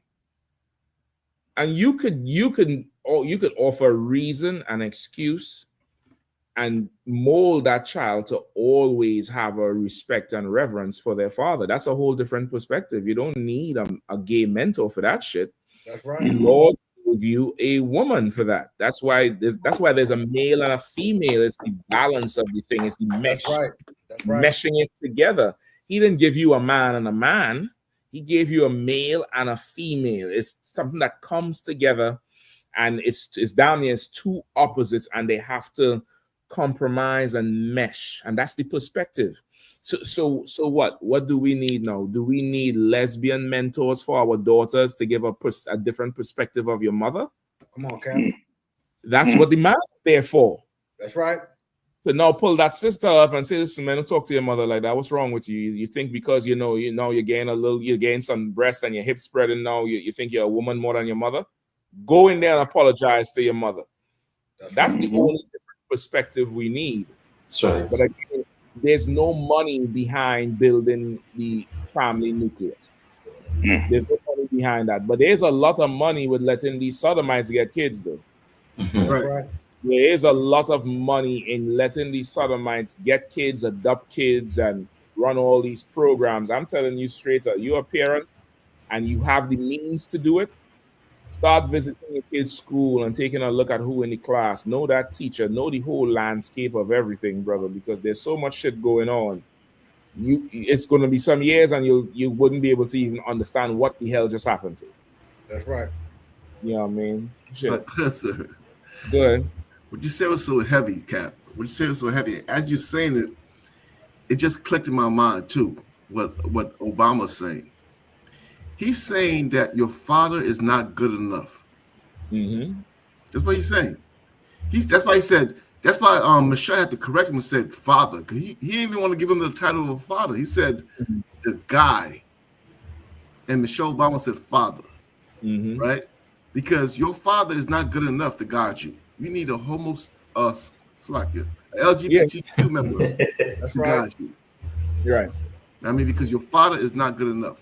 That's a direct attack on all fathers, all masculinity. Yeah. I mean, and I wonder if he considers himself a father, because that's crazy. Salaki, sir. Yeah. He definitely don't. He definitely don't. Go ahead, Karen. And see, to say mentor, that's a loaded word. I'm gonna mentor you. You know, a young man goes through a lot of changes when he's young. Right. Yeah. Right. He has to try to understand himself. He's going to be introduced to young women. He's going to, you know what I'm saying? All these different things that he experiences that he goes, same with the young woman. So in that mentorship, what are you going to tell him about women? Gay mentor. That you tell him about men. See, you don't want to have. I'm trying not. You know what? I'm going to say something. You know what I'm saying? I'm trying. See, mentorship. When you see Obama hasn't been challenged, he hasn't been really, because everybody cowed down to him. But these politicians never really been brought to task on these words. They say mentor how? How would a gay man mentor him on sexuality, on him understanding himself as a young man? What is he gonna tell him? He gonna tell him he gonna promote heterosexualism? I doubt it. Right. I doubt it. Because he's going to say, well, your father, he didn't understand. He didn't get in touch with his feminine side. Right. I used to hear that all the time. Feminine side. You don't have no feminine side if you're a man. Yep. You're 100% Captain Shock. You said it so heavy, so eloquently. I mean, it's the balance of life. You want to understand a woman, you talk to your mother. You understand a man, you talk to your father. And then those two give you a perspective on how they view each other. Yep. That creates life. That creates the template for life. I know my father did this. I know my mother did this. I know when they had the issue with this, they worked it out like this. I understand the balance. But this kingdom here is everything is upside down, like the scriptures say. It will be esteemed as this potter's clay. And that's why they want to Commander General. I thank the Lord for Commander General Yahanna, because he gives it raw and uncut. That's right. And that's what we're gonna deliver to you. Like I use. And to add to what you were saying there, let's take an example. Let's take Eddie Long. Come on, Cap. Listen, Cap, you read my mind now. I'm just looking for the video right here. I'm pulling it up right here as you're talking. Come on, Cap. You got it. Go ahead. Nah, let's take Eddie Long, man. Eddie Long were mentoring boys. Not only was he mentoring boys, he was abusing them. You understand? But that was the mentorship. The mentorship was that. Yeah. And these Christian churches that have these what do you call it for men? These conference for men, for young black men. You know what I mean? What are they gonna say? Right. What about remember the Boy Scouts of America? Right. They were mentoring boys, young boys. That doesn't work. Cap, I'm gonna give you one more you're forgetting. IUIC. They mentor a lot of boys. And they the gay mentor that Barack Obama is talking about. That you know that you need. That they also say your father is not good enough. Because you know, of course, you don't have a job and marry your mother, and you know, all that thing. Like Nathaniel and the IUIC, they're the gay mentor that Barack Obama would like. And Sakari, we can't forget him. Sakari is already a gay mentor, right? You know, he's a gay mentor, right? You know, and he a male tour, he touring everything, right? That's who Barack Obama is talking about. You know what I mean? But go ahead, Cap Slockin. Yeah. Speaking of mentorship, Umar Johnson, he's, you know, he always talking, you know, he mentoring boys, this and that. You know, I wonder how far does he mentor them? You know, I just wanted to put that in the mix. Shit, they didn't say nothing about him yet, but if it do come out, you know, okay, y'all had the record that Captain Ash said it first. You know what I mean? So Cap, for sure with Eddie Long, I definitely just pulled the thing up because I remember it that they were saying he was mentoring these young boys. Right. And so I remember they were saying that part. Go ahead. And I remember that, and the name that he gave them young boys, I mean, it was so disgusting. He called the young boy. Now you know his name is Eddie Long. The name that he gave those young boys in his mentorship was called Longfellows. Damn. Now, just fit down. You let your imagination take you where it's gonna go. No, I'm not. You know what I'm saying? I mean, he called them young boys Longfellows. Now, like, I mean, come on, man. How sick can you get? Right. In the church. But right. What, like Captain Arthur said, he was mentoring them. Well, you look that brother that you had on the screen, he talked about the mentorship and how it was how he could not get the smell of his cologne off of him. Right. And you imagine that. Now he flew him out, showed him the world. You know what I'm saying? Bought him expensive clothes, Nike bags, shoes. They got to get all the money, and he used them boys like prostitutes. Yeah. In Atlanta. Okay? So don't come to us about, but see, Barack Obama not going to talk about these types of things. You understand? The only way to raise a son, you know what I'm saying, is the way the Lord said to raise a son. He has the blueprint. And we deviate from that, you're going to have what you have in the Christian church right now. So like I use. If I could, right? And what Captain is saying is so heavy, because it just crossed my mind also. Like these men, these LGBTQ men that he wants to counsel young boys want to be women. But the entire ghetto is raised by single mothers. What has that yielded? I said, what are they going to bring that single mothers not bringing already? You know, in fact, that's the problem with the ghetto. A lot of single mothers who can't raise these young brothers. So you're going to bring a man who wants to be a woman to raise his brothers. It's only going to bring more confusion. Salaki, sir. I just want to bring that point across. Well, listen, I warn him, like everything you're saying is so right and true and pure. to the point if this was about raising the boys. But this is not about raising them boys. This is about money. This is about cash. Like if this was about raising the boys, all the things you saying is so right, Ak. It's so absolutely right. You need the men, you need the masculinity. A boy would need a man to help him understand different things in life. You know, imagine a boy get molested and he don't want to go to the father, or he don't have a father, and he goes tells the gay mentor that he's being molested. What advice is the gay mentor going to tell him? Right. Especially when, Captain Ash just read the whole pedastry. That's what they call it, right? Pedastry. Kindergarten pedestry. Pedastry. Pedastry. Talking to kids. When that's that's part of the mentoring. Like, who does he go to? This is about money. This has nothing to do with developing young men and giving young men a different perspective. Because if that was the case, the emphasis and the onus would be to show the young men their fathers in a whole different light and show them their mothers in a whole different light. That's it. That would have been the emphasis. The emphasis is they've seen one thing. Let's show them another thing.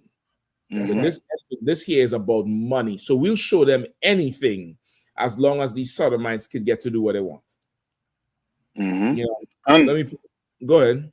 No, just to add to what you're all saying too. The Bible, the Bible is a defense against men like this. And who best to say it but Christ? What did Christ say? Christ said, "You shall know them by their fruits." You understand? Look at his fruits. And you're going to take advice from him about your children. You're going to take advice. These two people who been successful in the oppressor's, kingdom, been successful. Have a house I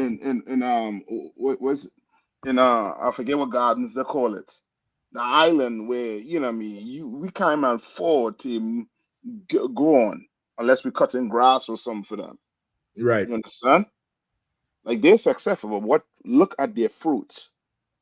Look at what they have. Look at what they left back. You understand? Barack Obama went into a Christian church and chastised black men. Chastised them.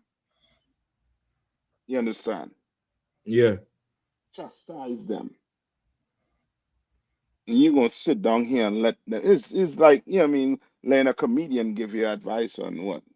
Marriage? It's a joke.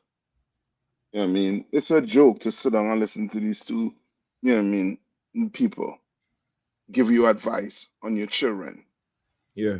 When they did nothing for your children when he was in office. What Barack Obama did for your kids when he was in office? That's right. That's right. Now he trying to do something for your kids. Who you trying to fool? Right. So like, Cap, what executive order he passed for black men? Right. To help black men. What exactly he didn't do? Are you right? He didn't do nothing. Now he got to give advice. You should have done that when you was in the White House. You should have done all these things and programs and all these things. You didn't do that. You told us to stop complaining. That's it. Stop being a Pookie and a Ray Ray. So like, I hear. Listen, Cap. Let me say this too. With everything that's going on with ICE, why don't we have these gay mentors, come into ICE to help to tell them, to show them a different perspective on the communities that they put in Alligator Alcatraz and say y'all shouldn't do that. Yeah. Why should we only have one perspective, which is from ICE? Where's the LGBTQ community on the whole immigration madness that's going on now? That's right. You don't want them to go head on with ICE. You rather put them with a child. You just, like, these people are morally void. They're morally bankrupt. That's what we used to call them a long time ago. So old school saying, you are morally bankrupt. I'm gonna look for the video, but this was a long time ago. We did a whole video on it during that Obama campaign. But this is what this bastard said. Anybody who could see it, could somebody read what's on the screen? This is a quote. I got it, sir. I've got 2 daughters, 9 years old and 6 years old. I'm going to teach them, first of all, about values and morals. But if they make a mistake, I don't want them punished with a baby. That's Barack Obama's exact words about his daughters. And this, guess where he said this? Anybody know where he said this? This was a pro-abortion rally. He said, listen, I got 2 daughters. I understand. And I'll teach them morals and values. Meaning, I'll teach them don't go fucking around.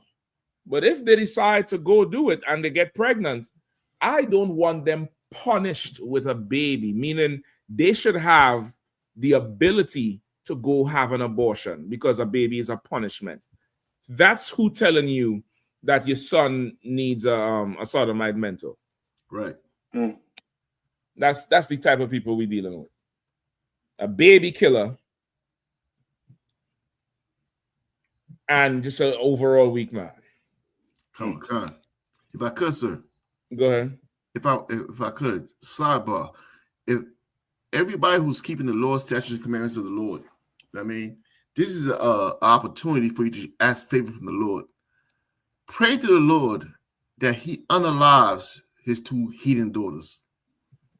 I mean, when somebody comes up against you, it's a righteous thing that you pray the Lord be against them. I pray the Lord unalives those heathen daughters he got. That's my prayer. That's right. As a judgment for him coming up against us and try to put sodomites over us as advisors. Salakia. Well, listen, I mean, this is what I would say. I want more than flooding.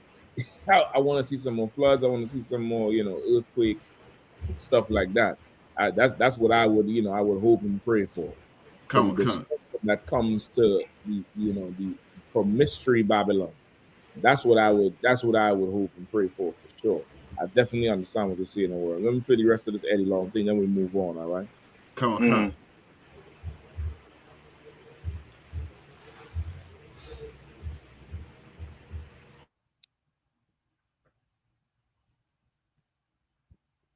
Using megachurch leader Ed. Are you all able to hear?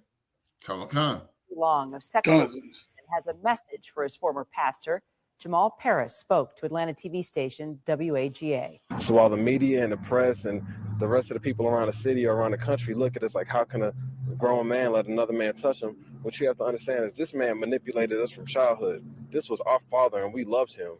That's the mentor from childhood.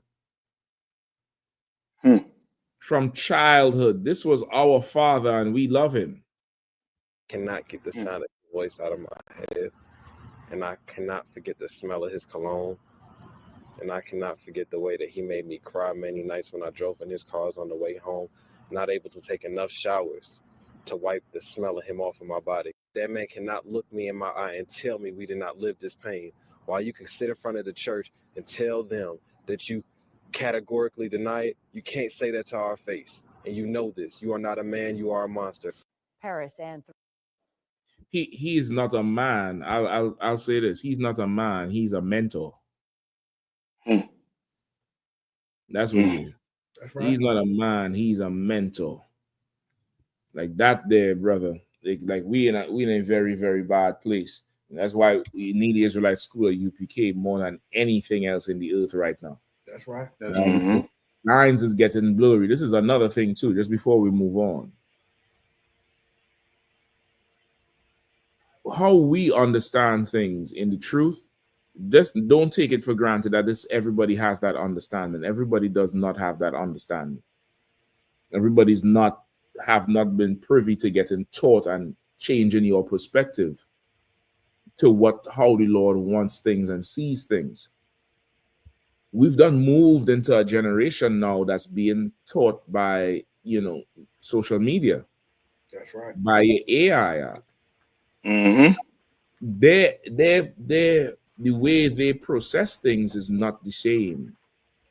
The way they look at a sodomite is not how you and I would have looked at one at 10 years old. 10 years old, that was like a shock, like a normal, like, oh, right. What's going on with him? Why is he looking like that? No, brother, they done snuck that thing into the cartoons, all them cartoons they've been making over the last 10, 15 years. It's them slowly wiring your children's brain to accept that weirdness. Take sports, for example. You could see in any game, basketball, football, whatever, you could see a full-grown 260-pound, nigga wearing a helmet and shit, wearing pink gloves and pink cleats. And it's normal.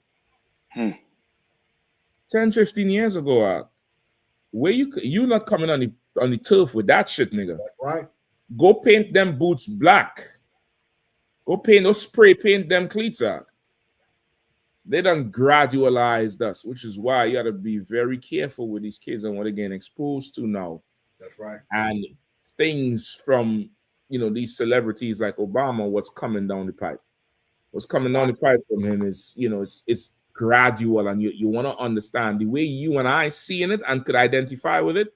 They not seeing it like that. The kids is not going to, you have to help them understand. You be their mentor. Forget all that shit. You be their father and their mentor, their protector. You be 911. You be everything first. So the Lord put you there first for them. That's all right, so no, I was just going to say that's what they call it grooming. They understand grooming when it comes to a man doing it to a young woman, right? But they don't understand grooming when it's social grooming that goes on with this whole LGBTQI mafia. They have. So like I hear. Yeah, they definitely it's ball out the park for that. Let's see if we could grab a couple more stories. You want to do MLK? I know that one with the sheriff that punched that brother up in his face. You know what I mean? And the head of the police department, he digging himself deeper and deeper. The more he try to cover for him, that brother, that cat on there that's trying to cover, they eating his ass alive on social media. I don't believe he'd have his job by the end of the year. Who knows? Probably will if he aligned himself with Trump. Who knows? That's it. You align yourself with Trump, you might be off with pay for about 3 months, but you coming back in. That's right. Kawakan, sir. What we got? MLK, sir. MLK. All right, cool. Kawakan, sir. Here's what we know so far about the MLK files released by the Trump administration. The long-sealed files related to the FBI's years-long surveillance of civil rights icon, Reverend Dr. Martin Luther King Jr., were released Monday by the Trump administration. Before that, the more than 240,000 pages had never been digitized and sat collecting dust in facilities across the federal government for decades. The Office of Director of National Intelligence, Tulsi Gabbard, said in a statement, in the hours since the trove of documents was made available through the National Archives and Records Administration, experts have said the files do not appear to include any major revelations. Here's what we know so far about the files. What's in the FBI's MLK files? The internal FBI memos detail the investigation into King's assassination in 1968 and include the discussion of potential leads as well as documents related to James Earl Ray, King's convicted assassin, according to the Trump administration. The files include scans of black and white documents that were often composed by typewriter as well as a few pages in color. Some of the records include transcripts of wiretaps and electronic surveillance. David Garrow, a historian and author of a Pulitzer Prize biography of King, said the records offer an interesting procedural insight into the methods used by the FBI to surveil King. But so far, they don't appear to offer anything that could shift his perspective on the civil rights leader. You have to know FBI numerical serialization practices to even understand what you're looking at, Garrow said about the documents. It's almost akin to learning a foreign language. Garrow said the release also includes Freedom of Information requests filed by Ray. What did King's family say about the files? The King family has long objected to the release of the documents and urged the public to view the records within their full historical context. During our father's lifetime, he was relentlessly targeted by an invasive, predatory, and deeply disturbing disinformation and surveillance campaign orchestrated by J. Edgar Hoover through the Federal Bureau of Investigation. King's children, Bernice King and Martin Luther King III, said in a joint statement posted on social media. Because I gotta take me on to the juicy shit, man. It's like I'll talk like Chappelle. You gotta get that juicy shit out, that juicy smollett, and that's what we need, dog. We gotta get the, you know, the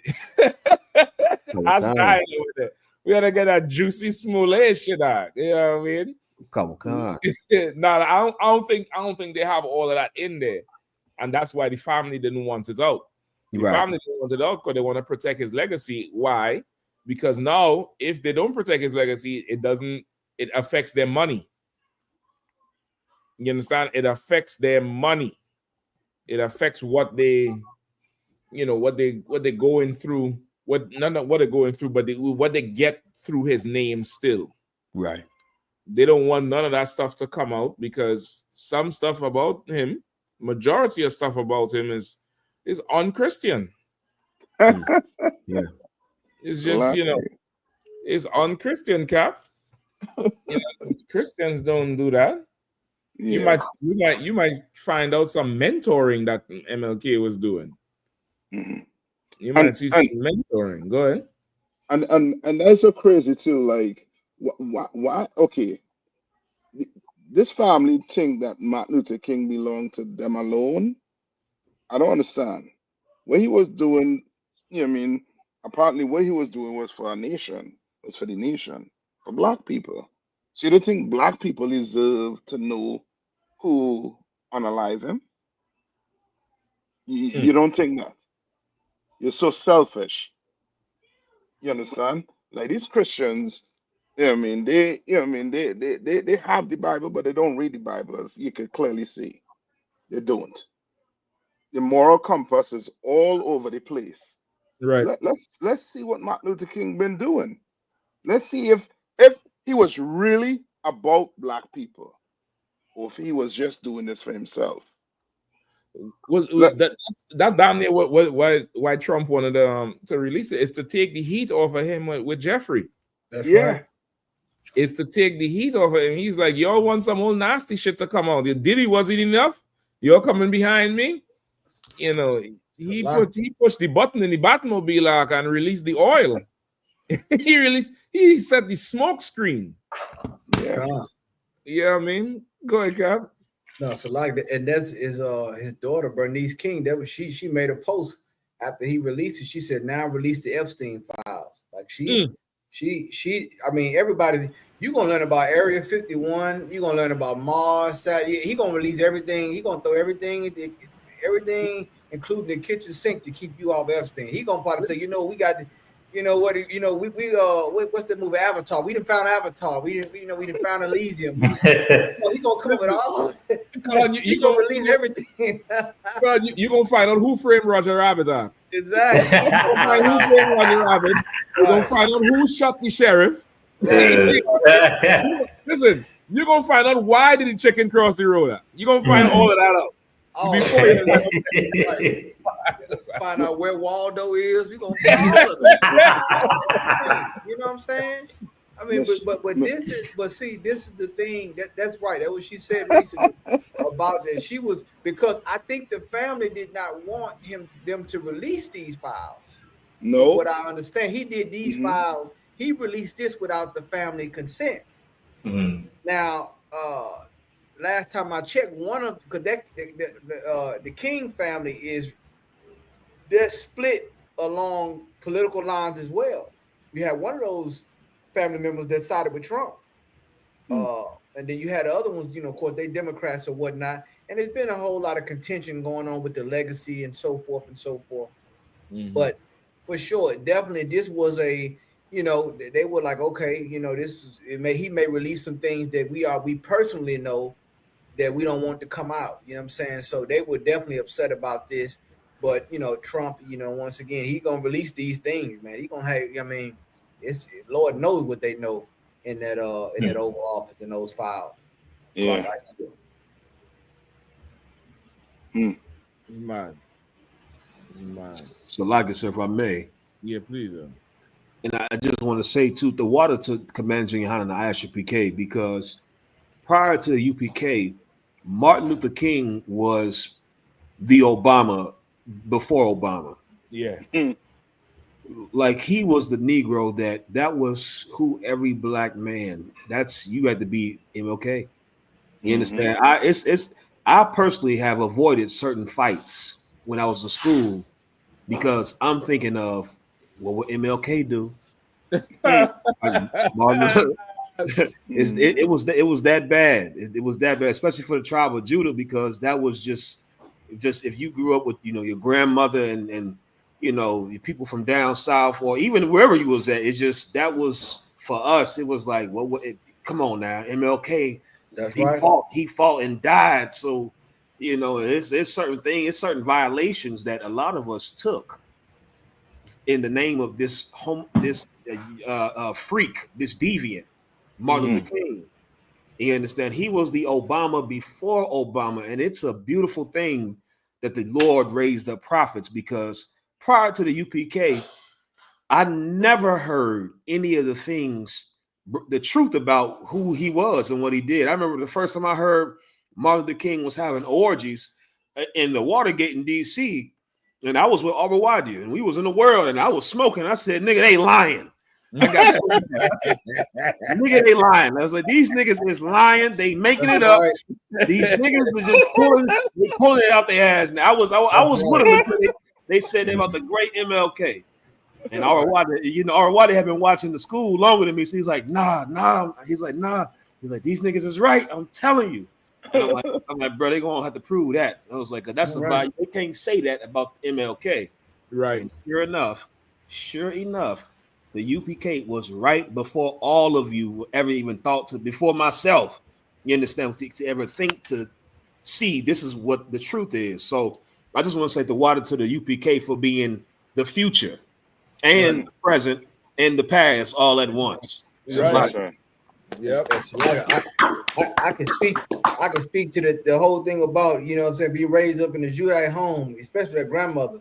I mean, it got like and listen, they even had it on the church fans. Like I'm in the church and I see, okay, they got the church, they got the MLK on the church fan, they got the white Jesus, and they had Kennedy. And I'm saying to myself, like John F. Kennedy had him on, like he was on the fan, like the church fan. And I'm like these churches, those are untouchables. Like that, when you speak about those people in especially in a Judite Christian household, it's like they are saints. That's it's almost right. Like they have sainthood. Right. But once again, we don't want to deal with the facts, and we don't want to read the Bible about men's character and a man's legacy. You know what I'm saying? A legacy, once again, you have to examine where we are now to understand his legacy. Once again, we spent 40 years in the wilderness, you know what I'm saying, and we got to the promised land in there you go. Like that was in the church. God, Cal, you brought some memories back right there. You brought some memories back with this right here. That's right. Mississippi. This was in the Mississippi church. Yep. I remember seeing this on a church fan. Now, what this got to do with Jesus? Once again, there is no separation of church and state. It's an illusion in Babylon. Yeah. The church upholds the state, and the state upholds the church. They gave us a vision to follow, a dream that will cripple us into this era, this millennium. So this is why Commander General, when he brought these things out and showed it in the scriptures, I mean, it's mind blowing. But the Lord, you know, the Lord, everything is going to be unsealed before it's all over with. And The book of Revelation, the Lord said He opened the seals. I'm like, are you okay? no, so like, yeah, Cap.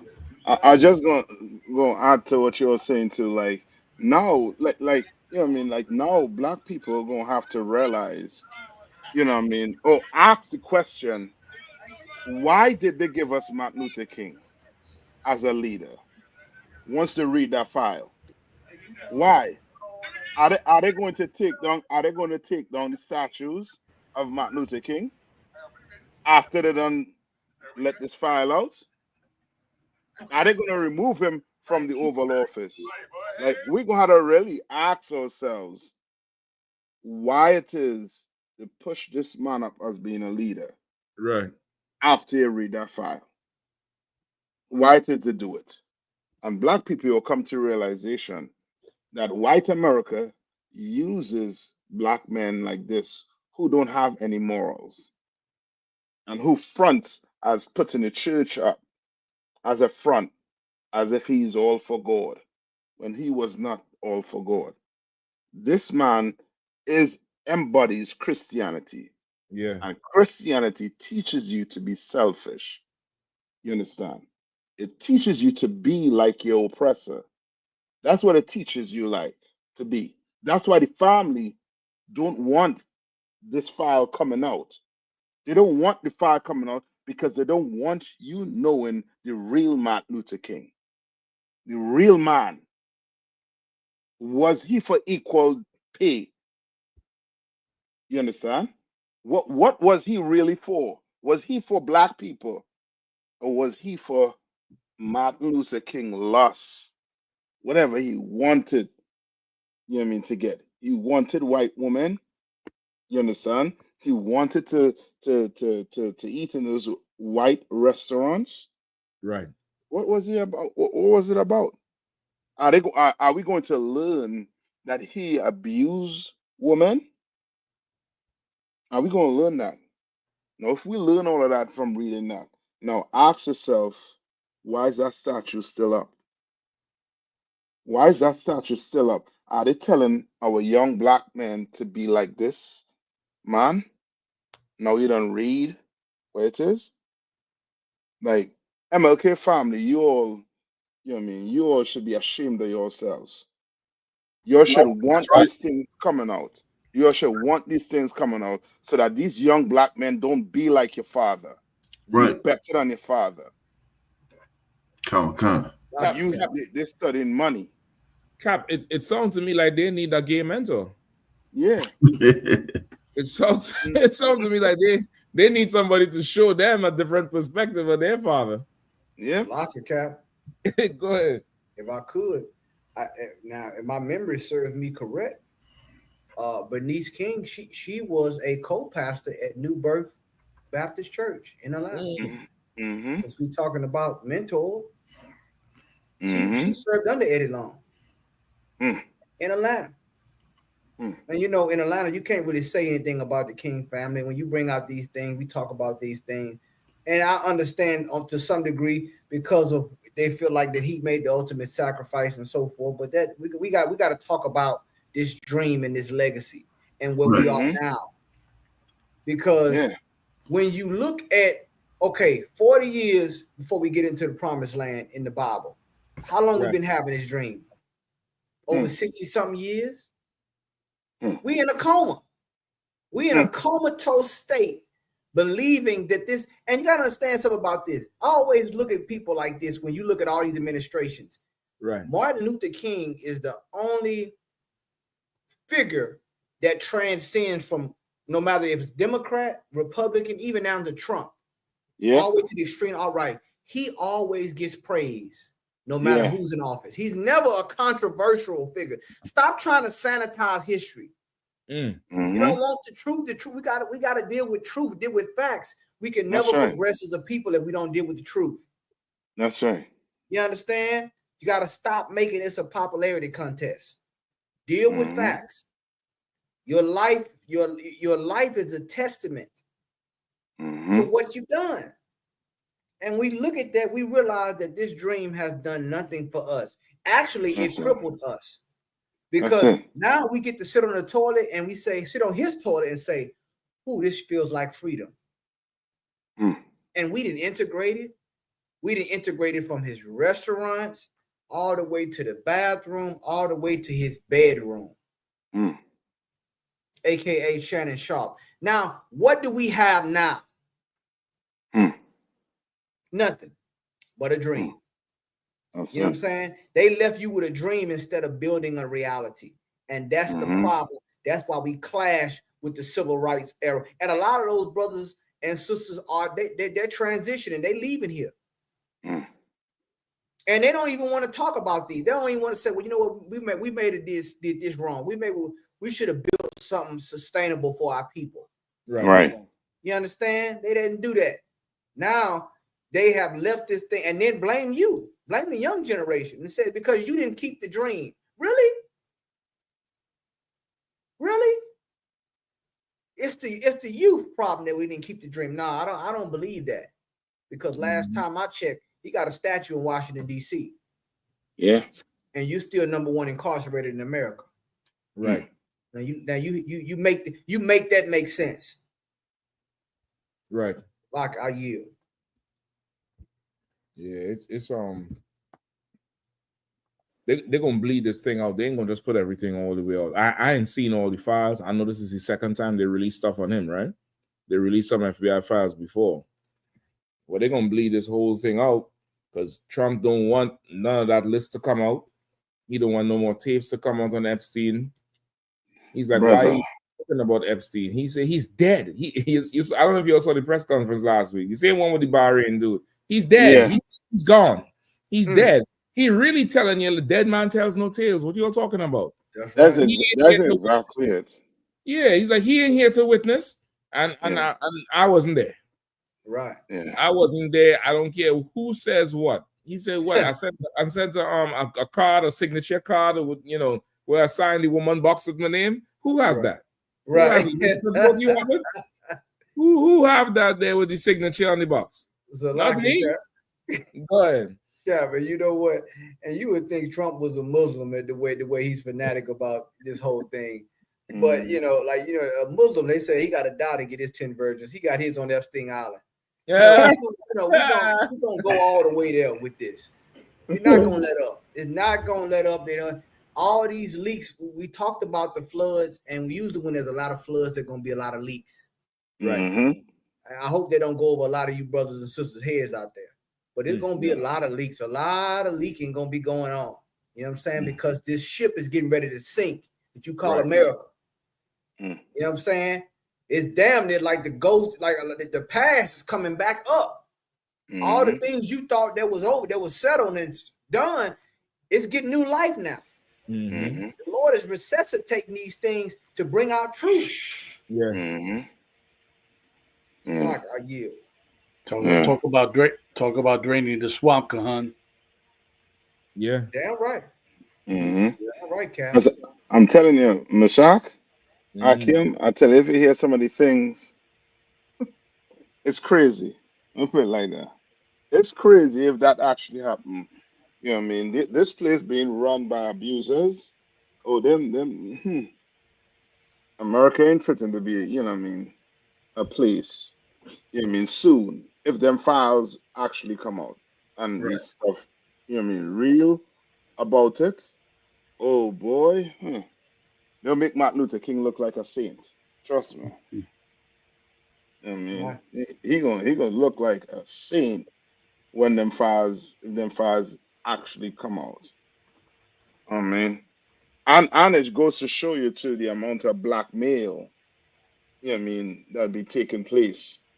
You know what I mean, with your politicians. Yeah. I mean, you think that dude with his suit and tie better than you, while he is a deviant. That's right. He just have enough money to hide it, enough money to support his lifestyle. You understand? Like what black people gonna have to do? Black people, we gonna have to live according to this Bible and stop thinking or stop believing that these politicians are somehow going to change your life. That's right. They're not going to change your life. You have to change your life. That's right. You understand? That's A right. you want a politician to change your life? Negro, you wake up and change your life. Do what the Lord say to do. Yeah. You understand? So that nobody can come and blackmail you and tell you, well, I have this right here. See this right here? You were doing this last night with this person. Yeah. You don't want that. Why go through that? You understand? This place is filthy and disgusting. And let our Epstein file come out and you'll see how disgusting it is. The Andrew dude, what's his name? Prince, I think it's Prince Andrew. Done paid what, 11 million? Could Yeah. not. So that one of the victims don't go in court and talk about the whole situation. Not saying he was he did anything illegal, but that is why you're paying somebody 11 million so that they'll go in court if you're innocent. No, no, he did something illegal. He raped the girl. Yep. You see? He raped the girl, and the whole charges, everything was coming. She get paid to just not pursue it and never bring it up again. See? But he definitely raped the girl. Like that's the evidence there and all of that. It's it is what it is. It's the royalty. Yeah. And that Maxine, the woman who was with Epstein, Maxine Gillian or Gillian or something. Ghislaine. Yeah. Right. Now she paid the girl money too, so she wouldn't go in court. And the whole thing about it is, now they want to bring her in front of Congress to answer or to, to answer some questions, which we know is just going to be a whole, show. This is just a show because the government, who really running the government, I'm telling you, they're going to be shocked who really running the government. Exactly. They're going to be shocked who running the government. You remember, what's his name? Bill Clinton. Yeah. And Lewinsky. Yep. Right. He was getting blackmail too. I ain't gonna say much on it, but he was getting blackmail. It's a lot. They knew about it. You know, son. When we heard about it was just after, but a certain country knew about it and was trying to blackmail him long time. So they was ahead of the situation. Yeah. Come on, Cap. Okay. Yeah. They had a heads up on the whole thing. Yeah. Cap, hold on. Give me. Hey, you know what? Oh man, listen. They was heading in the right direction. Come on, man. Come on, Cap. Yeah. Look, man. Look. Hey, you know what? when you look at these politicians, man, and you think about morality, and that's why God saw it. He told us about these heathens, man. He told us about their kingdoms and their government. He let us know, don't be like them. That's it. Be holy. I know you see all the decadence and all the gold encrusted in the Oval Office and how good the lawn look and all that. Don't be fooled by that. Don't be fooled by Air Force whatever the Air Force group is and all that and all the military. Don't be fooled by that. It's more to it than meets the eye. Yeah. Behind closed doors, they are wicked. And now the wickedness is coming as we get closer to Judgment Day. All the evidence is being presented. That's it. All of it. And remember, there is no hung jury in the court of public opinion. These types of things just keep going on and on and on, and just it builds up evidence. God is about to bring the hammer down. But before he does, he wants to show you all the evidence. Yeah. And social media then beat the mainstream media on a 24-hour cycle. News-wise, they didn't already beat it. Yeah. That's why you see Don Lemon, he got a TikTok channel. Right. You know what I'm saying? With damn near, I want to say damn near probably 500,000 people. These types of things now is ramped up. So all these things are now coming back out because why? We're getting close to the end. And remember, only the wicked hate the resurrection. That's right. Because with the resurrection and things coming back up, what happened? Now the wickedness that you thought you buried and came back to haunt you. It became things you thought that I didn't done that. Nah, it's coming back out. It's coming back up. And boy, oh boy, there's gonna be weeping and gnashing of teeth. Right. In that day. So like I yield. Yeah. And these are good times to be living into because now you're going to, you know what I mean, you're going to see things, you know what I mean, that, you know what I mean, that's in the Bible, you know what I mean, being spoken of in the Bible, clear now. Now you're going to see who your politicians and them really are. Right. You have black politicians and they weeping and crying for the Israelis, but they ain't weeping and crying for black people. Right. I wonder why they ain't weeping and crying for black people. You understand? You had Barack Obama in office for 8 years. Right. Saying that he's not a president just not for black people. He's a president for all America. And Donald Trump came in and show us that what Barack Obama was talking was trash. That's right. You understand? And black people need to wake up and realize your black leaders, when they're not talking about your situation, focus on what they're really talking about. Like Right. Barack Obama, like the beginning of this show, Barack Obama is speaking to the gay community. Why? Because the gay community paying his restaurant bills. That's right. The gay community paying his light bills. You understand? His car note. Put it in his daughter through college. You understand? Now you get to realize that your politicians, your black leaders have never had you in mind. Right. Never had you in mind. Right. You understand? Like now is a good time to be in to, you know what I mean, recognize, you know what I mean, who really for you and who's not for you. That's right. Commander Yahanna is for you. Ain't nobody paying Commander Yahanna. Ain't taking no money. Ain't no lobby. You never hear Commander Yahanna speak on behalf of no other government but the black government. That's right. But black people. Right. You understand? You never hear him cry out for another nation. Right. Ain't no other nation paying him.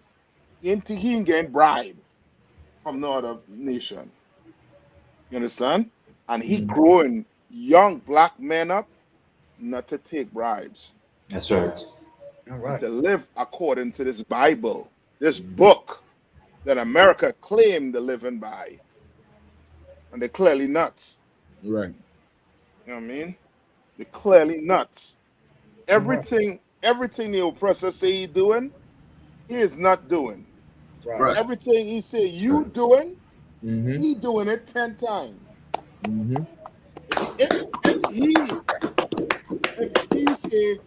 If he say the Mexicans are rapists, or he raping 10 times over. That's right. Epstein, we could say Epstein. You understand? Right. Everything he tell you that you doing, black man, he He is doing. doing. Yeah. He's doing 10 times over. And But he boldly just, too. yes, and he just need you to be looked at as a scapegoat. Yeah. That's right, As Cap. Commander Yahanna say. A you. All right. And Cap, can I tell him give it up? You saying so right? Listen, if you listen to them now, they telling on themselves. That's it. Just Yeah. like you like the Lord then took the guesswork out of this. All you have to, they had Kennedy, the one from Louisiana. They talking to him about sanctuary cities on Fox, and it get into a religious talk, and he said, yeah, well, Jesus may love them, but everyone else, did he pause? He paused. But look, now listen, he said, now the man telling him, well, hold on, what do people say? They say, well, Christ love everybody. He said, well, he may love the immigrants, he may love them, but everyone else, then he stopped. He paused. Somebody, I don't know, in the earpiece, because he got a He got a fly mouth. He like to talk. And somebody probably told him, hold up. Don't say what you're about to say. Because Slow it's your gonna roll make there, boy. right. They were like, hold on. We know you from the South. You brought Jesus into it, but it's gonna make you sound like the devil if you say this. And the Lord, once again, the Lord said He gonna judge the wicked out of His own mouth. Out of His own mouth, He gonna judge these people. All you have to do is pay attention. Some of you Negroes, you don't even want to use your own ears and your own eyes. Well, he didn't really mean it like that. He's telling you. He said it in the interview, and you could tell he had an earpiece, or somebody was like, no, don't say it. Stop. Right. Stop. And he paused like the mic went out. But somebody told him, don't say what you're about to say, because it's going to make you sound anti-Christ. If Christ loved the Latinos and the people you're deporting and putting out alligator Alcatraz, and you say, but everyone else, hold on. I thought we are a Christian nation. You see? So who was the everyone else referring to? Exactly. It had to be the MAGA movement or white people who want to get them. So everyone else, I thought everybody supposed to be there with Christ. Right. So you represent everyone else. You said in the interview, yeah, well, Jesus may love them, but everyone else, then you paused. The Lord is going to show you who these people are. And listen, Commander Yahanna and ISUBK, we've been saying it for years, but lo and behold, do the devil have to tell you he the devil? I mean, ain't we in a cold day in hell right now? Right. I mean, my goodness, man. But nevertheless, hey, the blind gonna lead the blind. I didn't seen enough to know he's the devil. But like, I yield.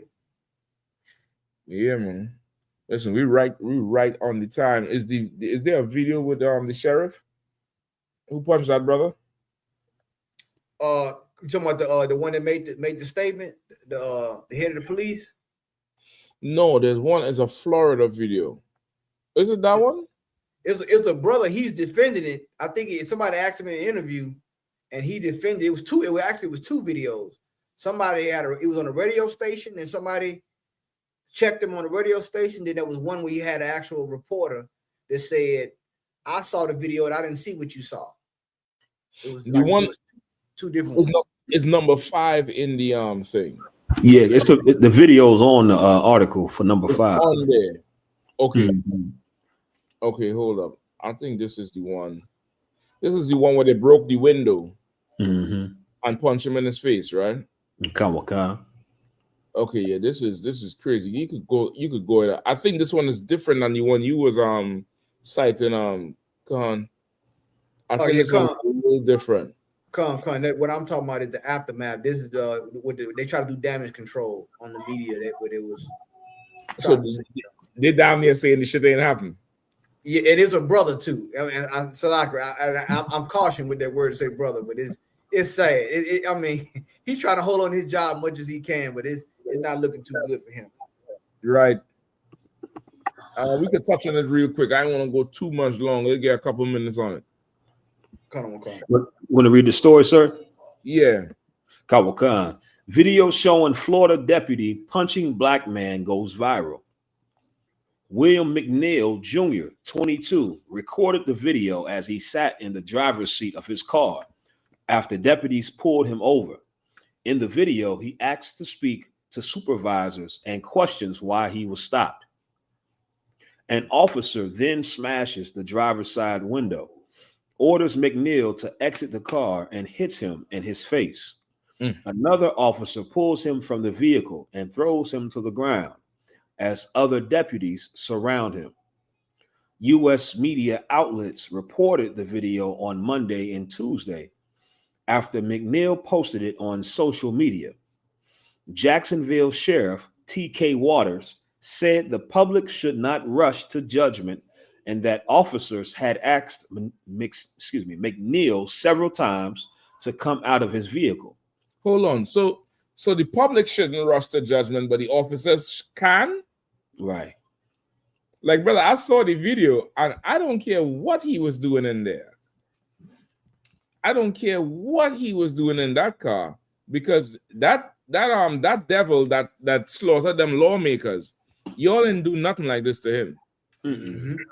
Y'all ain't beat him up or nothing like that. I mean, and that devil, I mean, he was like Rambo, and these lawmakers are. He had a whole thing set up, slaughtered them, had a whole cop car in his damn house.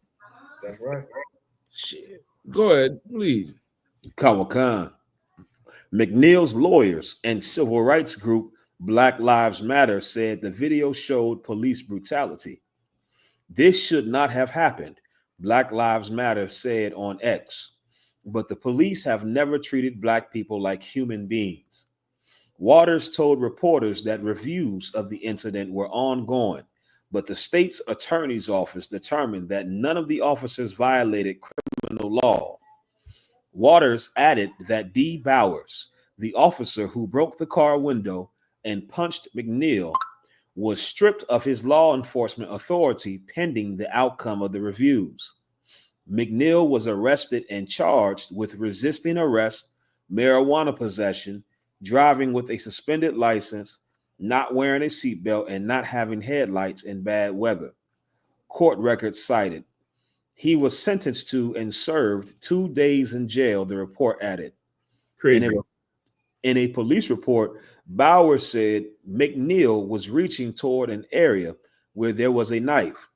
McNeil's attorneys, lawyers Ben Crump and Harry Daniels, said their client was never combative. Brother, this is what I'll say. You can't stop the devil from being the devil. You can certainly make it so that you don't give him an excuse to be the devil to you. That's right. That's right. Like we're gonna have to come up on a moral high ground that's way above, anything we've ever dealt with in the past. That's right. And I saw the video. I'm gonna play the video for those who haven't seen it. It's definitely popular, but maybe some people haven't seen it. Let me know if the volume is on. Right. And then I said, so It's on.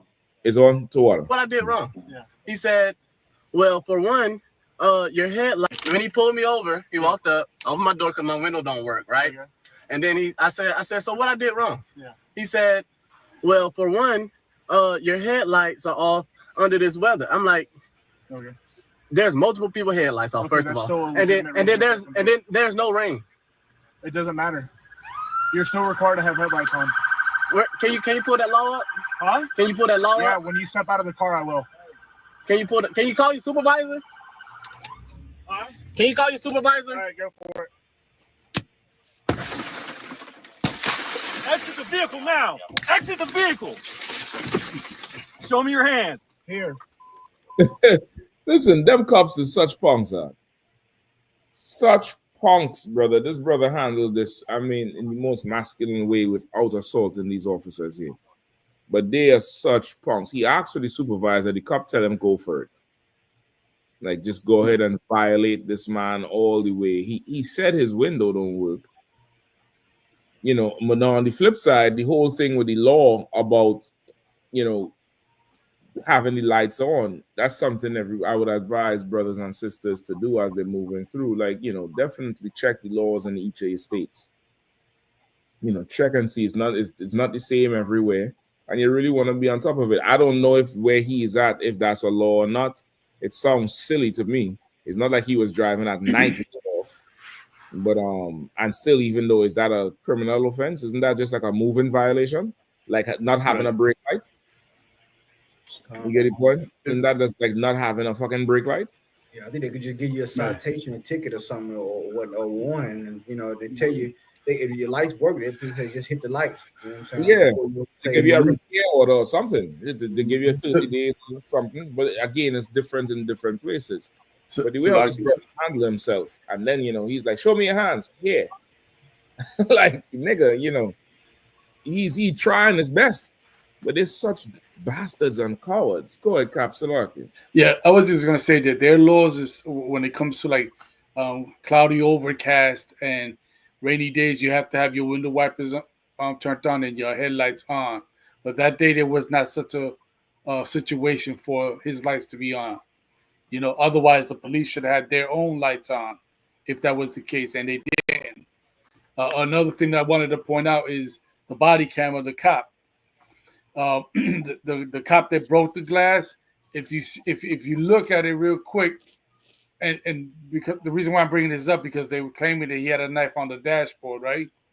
But the cop broke the glass with the knife in his hand.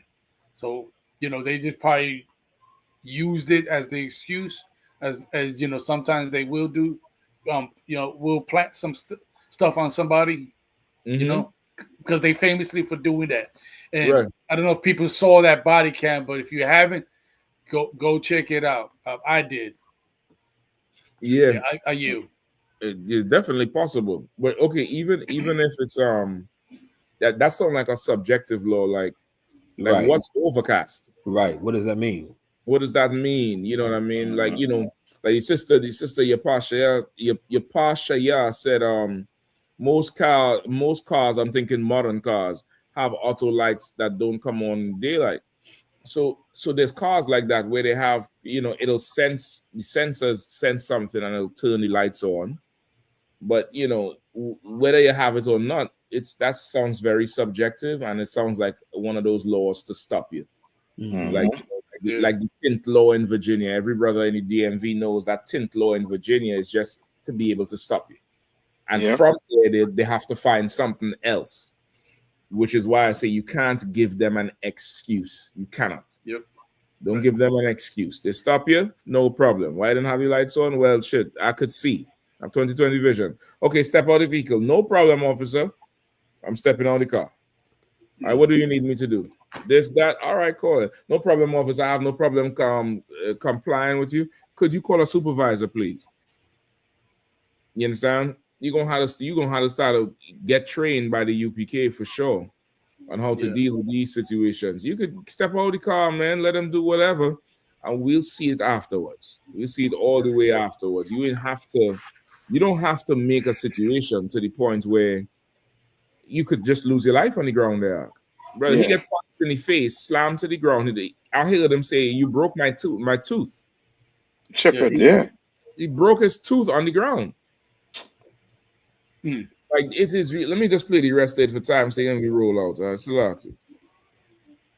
And Cap, just to add Salaki's, but boy, you know what I mean, this here shows you, like, you know what I mean, like the only difference between, you know what I mean, or one of the difference between us and, you know what I mean, black men in the world is the fact that we know the white man is the devil. Yeah. You know what I mean? We don't try to treat him like he's civilized. Right. He is not civilized. You know what I mean? That law may not even have ever been on the books, but he's going to say it and he's going to try to enforce it because you're black. And you have to know that, you know what I mean, laws, you know what I mean, to them, they don't follow no laws. Mm-hmm. And you're going to have to know that you're dealing with the devil. That's you it. Understand? This he's not civilized. He don't follow laws. That's why he make it look like you don't follow the law. Shit, he ain't follow. You think that cop putting on lights when he have to, on them headlights when he have to? Themselves ain't following no law. Mm-hmm. Should I ask the cops? Oh, your headlights on too? I see headlights on. Yeah. Shit. Listen, Come on. so like if you're right, sir, in that like he could have just, you know, like, and I learned this out of firsthand experience. Coming back one time from the cookout from Philly, I was driving. We would me and Natazak, we were driving back down this way, and because the road, the way it was paved, one side was paved and the other one wasn't. I didn't know there was a cop near. He pulled me over. By the time he got to the window, license, registration, insurance, and that startled him because he weren't expecting me to have that ready for him. Mm-hmm. He just gave me a warning after that, after he checked everything out and let me go. And you know, that right there is like telling him, okay, I'm gonna give you what you want, but like he probably thought that I was gonna take this to the legal next step, whatever that may be. But that's a wise move, you know, because we learned that in here. You know what I'm saying? How they deal with the devil. Yeah. You know what I mean? And encouraging all you Black, Latinos, and Indigenous. That's why the Israelite School University of Practical Knowledge is such an important place for us, because we learn how to deal with this empire according to how they deal with us, with wisdom. You know what I mean? Because without that wisdom from the Most High, you're going to be like this cat. You're going to be like several other brothers and sisters that had to deal with cops. What's the sister name? That was arrested. Not Breonna Sandra Bland. There you go, with her. You know what I'm saying? So on and so forth. So, you know, we highly encourage, if you're Black or Latino First Nation, this is where you need to be, in the Israelite School University of Practical Knowledge under Commanding General Yahanna, so you can get trained on how to deal with these heathens. Yep. In addition to getting trained, you want the Lord to be on your side. You know what I mean? That's right. You want the Lord to be on your side, because there's you know, there's some things some situations, the training is not even going to help you. You need the Lord to be on your side, and especially in this timing, you don't want to give them what they call pretense or justifiable reasoning to violate, totally violate, brother. Right. I don't know if anybody had anything, but I was just gonna play the video and then we wrap it. It's just definitely after 12. Anybody else wanted to jump in before we play it? Awesome. You're still required to have headlights on. Can you pull that law up? Huh? Can you pull that law up? Yeah, when you step out of the car, I will. Can you call your supervisor? Like at that point, just step out of the car, brother. Step out of the car. Just be calm. You could find out the law on this after. You could file complaints. You could sue, whatever. But this is something you ain't got to stand on that thing there. You definitely ain't got to. You're not Hegseth. You're not Hunter Biden. You're not one of them. Like this place was not made for you. Right. You know, this place was not made for you. And this is another thing. Let me play the rest of it and then we don't worry. Can you call your supervisor? All right, go for it. Exit the vehicle now. Exit the vehicle. Show me your hands. Here.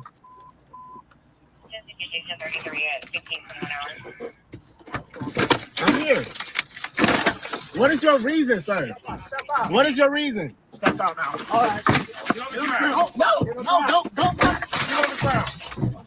I will neither defend nor commend Officer Bauer's response to resistance until all the facts are known and the investigation is completed. However, as the leader of this agency, I will not remain silent while important facts and information are buried to advance an anti-police agenda. The truth is, William McNeil Jr. was non-compliant with JSO officers within 21 seconds after he was stopped for multiple civil infractions. His non-compliant agency, I will not remain silent while important facts and information are buried to advance an anti-police agenda. The truth is, William McNeil Jr. was non-compliant with JSO officers within 21 seconds after he was stopped for multiple civil infractions. So he got 21 seconds to be compliant. You Uncle Tom Coons is something else, boy. Right. And he said, I'll be not ignorant to the fact that certain things is buried. So for anti-cop rhetoric and blah, shut the fuck up. And Salaki. Right. And see, he's hurting himself. See, he put a time on. He said 21 seconds. Yeah. Now, all that someone has to do is go into the Jacksonville. Shout out to ISUBK Jacksonville Officer Kazaki and all the brothers out there in Florida. But all that someone has to do is get access to a body cam or video where Jacksonville police are dealing with a white man that's non-compliant past 21 seconds.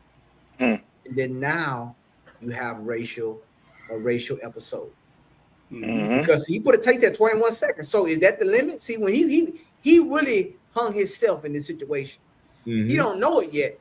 But now them lawyers are going to say, let's see if let's go through let's subpoena the last 100 traffic stops and see if someone was non-compliant past 21 seconds. And if it is, oh my goodness, it's going to be, I mean, forget about it. They definitely could do it. They definitely could do it and go fight for it. And what really needs to happen is Blacks, Hispanics, and Native Indians need to come into the Israelite School of UPK. That's right. Change our lives from being such easy prey to these oppressors. We could change our lives in a way where, brother, it's I know that happened to many brothers in here where you don't get stopped and the traffic stop is longer than usual because they cannot believe that there's no record on it. They just can't believe it. They're trying to find some. Run it again, and then it comes. Just sit tight. We're just waiting on something to come back on you. Just sit tight. And then they just had to make something up. You had to come down to court. We give you this paperwork. We citing you for something. You had to come down to court, or they give you some lip, thinking you're gonna get them back some lip, so they have a reason to pull you out the car. Brother, that's real true power. That's real true power where you able to master this damn devil through serving the Lord. That's right. And the Lord has you living a lifestyle where the things that they, would try to get you and pull you over for and take advantage of you just doesn't happen. I'm gonna tell you a good practice too. You learn coming into the Israelite School of UPK, just being way more organized and on top of certain things. Fix small things. You have a vehicle with a little that need a bulb, go get that bulb out. Right. Stay on top of things. Stay on top of the insurance. Stay on top of the registration. Brother, you driving in a city where the tint percentage is a certain thing. Don't trip, man. Just handle it. That's right. Just give them what they need. Ain't no problem, brother. In the kingdom, they better give you what the hell you need. That's right. They better give you what the hell you need. I ain't gonna go no further. Lord be with that brother, man. They done beat that brother, punch him in his face, slap him in his face. Nigga ain't doing nothing. All he asks you is to tell me what law I break. Could you tell me what law is this that I break? In fact, call your supervisor. You mad because he had to call somebody better than you because he don't trust you. Just call the supervisor. And so, like, if I could, Cap, we can thank Martin Luther King's dream for that brother thinking that he's. You can thank that whole dream thing, making him believe that he has equality in this place and that he has. See, that's the thing. We lost that. We got to sit on this toilet. We did okay. The laws apply. We got to understand we are a stranger in this nation. That's right. You know, a lot of y'all don't understand. You think the way he did him, you would think he was illegal, wouldn't you? Since you want to talk about the Latino brothers and sisters. Right. How is this different? Oh, now you getting the picture. It's gonna become even more clearer as time go on. Right. The Lord is gonna make it crystal clear. We're one nation. You know what I'm saying? What our brothers and sisters go through on the immigration side, we going through right here just over a simple traffic stop. Yeah. Got Captain Shock. You said something that was heavy. They run the light. I remember one time he was like, "What's your middle name?" They wanted to know that, like the initial. Run it back. I know we gonna get this nigga today. You know what I'm saying? They like, I give him my name, but what's your middle? What's the middle initial? So they go back and run it again. That's it. They Mississippi do is like a goddamn another third. It's like a goddamn. It's like another country. Like the terrorism that they do. I mean, forget about it. Don't ever pull over on the back road. Go all the way to the nearest gas station where it's lights. Right. I don't trust none of them devils. You're right. Like, yeah. Yep. You develop good practices in here. You know why? Because here is where the real mentors are. Right. Where there's real brothers who could teach you life skills and give you a different perspective on the oppressor. You know what I mean? To really teach you how to survive. Here is where it's at. I mean, Israelite School of UPK on the Command Journey, Yahanna. We are the home of the truth, man. We're gonna build men and we build them sisters up, man. We're gonna teach you how to deal with these officers. And guess what? We're gonna walk with you down there with the complaint and the lawsuit if necessary. That's right. We're gonna teach you how to deal with them on the street, and then right after we go down and make that complaint, and paperwork coming in there. You know how to do the whole thing. You ain't got to be assaulted and suffer this thing here, wrongfully. That's what the scripture say. Don't suffer wrongfully. And I'm not saying the brother did it and he deserved it. What I'm saying is they take easy, low-hanging fruit. Stuff that they let white boys drive drunk all the time. Right. That's right. And get them a ride home. Brother doing what? For not having his lights on? You all bust his teeth? Okay, all right, no problem. We'll sort this whole thing out. You know what I mean? So, listen, man, join us next week, Wednesday. We're going to be here from 10 again. The Water for hanging with us so late. Commander General Yahanna going to be on every Monday, 9 p.m. On the Real General Yahanna. This is the same channel. He's going to be in Chicago next week. Chicago next weekend. He's going to be there for the Midwest Fire Weekend, hosted by Captain Mao Quadman, running it down all the way through. You'll make sure and check it out. Listen, man, pay your tithes. Pay your tithes. It's a law, it's a commandment. Tithes is money. Deuteronomy tells you that tithes is money. Pay that tithe, send that tithes. I don't care if it's, you know, if it's $10, $100, you pay $10 on that. If it's $50, you pay $5. That tithes is to show that you fear the Lord. It's not the amount. It's, again, you having good practices, man. Having developed good practices and do it. With that said, I want to say shalom and tawala to the usual suspects, of course. Captain Matt, down here from the Carolinas, rocking it out. U.S. Captain Jahan, holding it down, south. Yeah, I mean, Capitan Ashaparium, Hogar de la Verdad, holding down Latino, you know, Ephraim, Puerto Rican, Simeon, you know, everybody holding it down, El Salvadorian, holding on the whole damn thing. Captain Pass was trying to get with us tonight. I think he had internet problems. We have Officer Warrior holding it down, rocking on board by way of DC. Also, Officer Kazakai Man holding on Baltimore and DC. Listen, if you want to know how to check a cup, that's how you check a damn cup. You see, Kazak tell the cup, listen, you're unprofessional. Do your job. Go back and keep checking. I have to guarantee the supervisor saw that checking and said we need to hire him. Hey, just need to listen to this damn nigga on that podium. Hey, Cap, look, Cap, I saw that video. I said, I gotta get back to DC. I said, well, I gotta get back to DC. I can't even wait. Oh, listen, man, listen. I get the report. I said, cause what the hell happened out there? Because in my mind, I'm like, all in my head is agree with thy adversary while thou art in. I'm like, cause God damn, brother, shit. Then cause I said to break the shit down to me, I was like, brother, you're just perfectly right with that shit. Dog. That is just a rough tape. Because everybody thinking, you know, the cop and the gun and all that shit. But that's real courage, and that's what's needed, man. That's right. You need somebody who gonna stand in the gap, and that's what the scripture says: stand in the gap. That's the type of man you're gonna stand in that where there's a breach, and you're not gonna make it worse. You're gonna make it right. You're gonna make it right, and everybody gonna get clarity. So you know, big up Kazak as well for that. And of course, officers who are you know, taking care of that storm out there, the camp looking good, looking strong, like a college PK camp. You look like some stone cold killers on that promenade. I know your Saturdays is numbered. I'm waiting for the call. Hey, Salaki Cap. Yeah, they come and say we can't come back. We just they say we looking threatening. I was like, looking threatening? What the hell is that shit? I waiting for that. You're out there doing it up. You know what I mean? Keep up the good work. Again, sending your tithes. Join Command and General Yahanna every month like 9. You're out there. That's see you next week.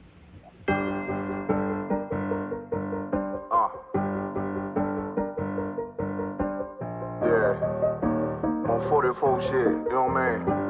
Busy man.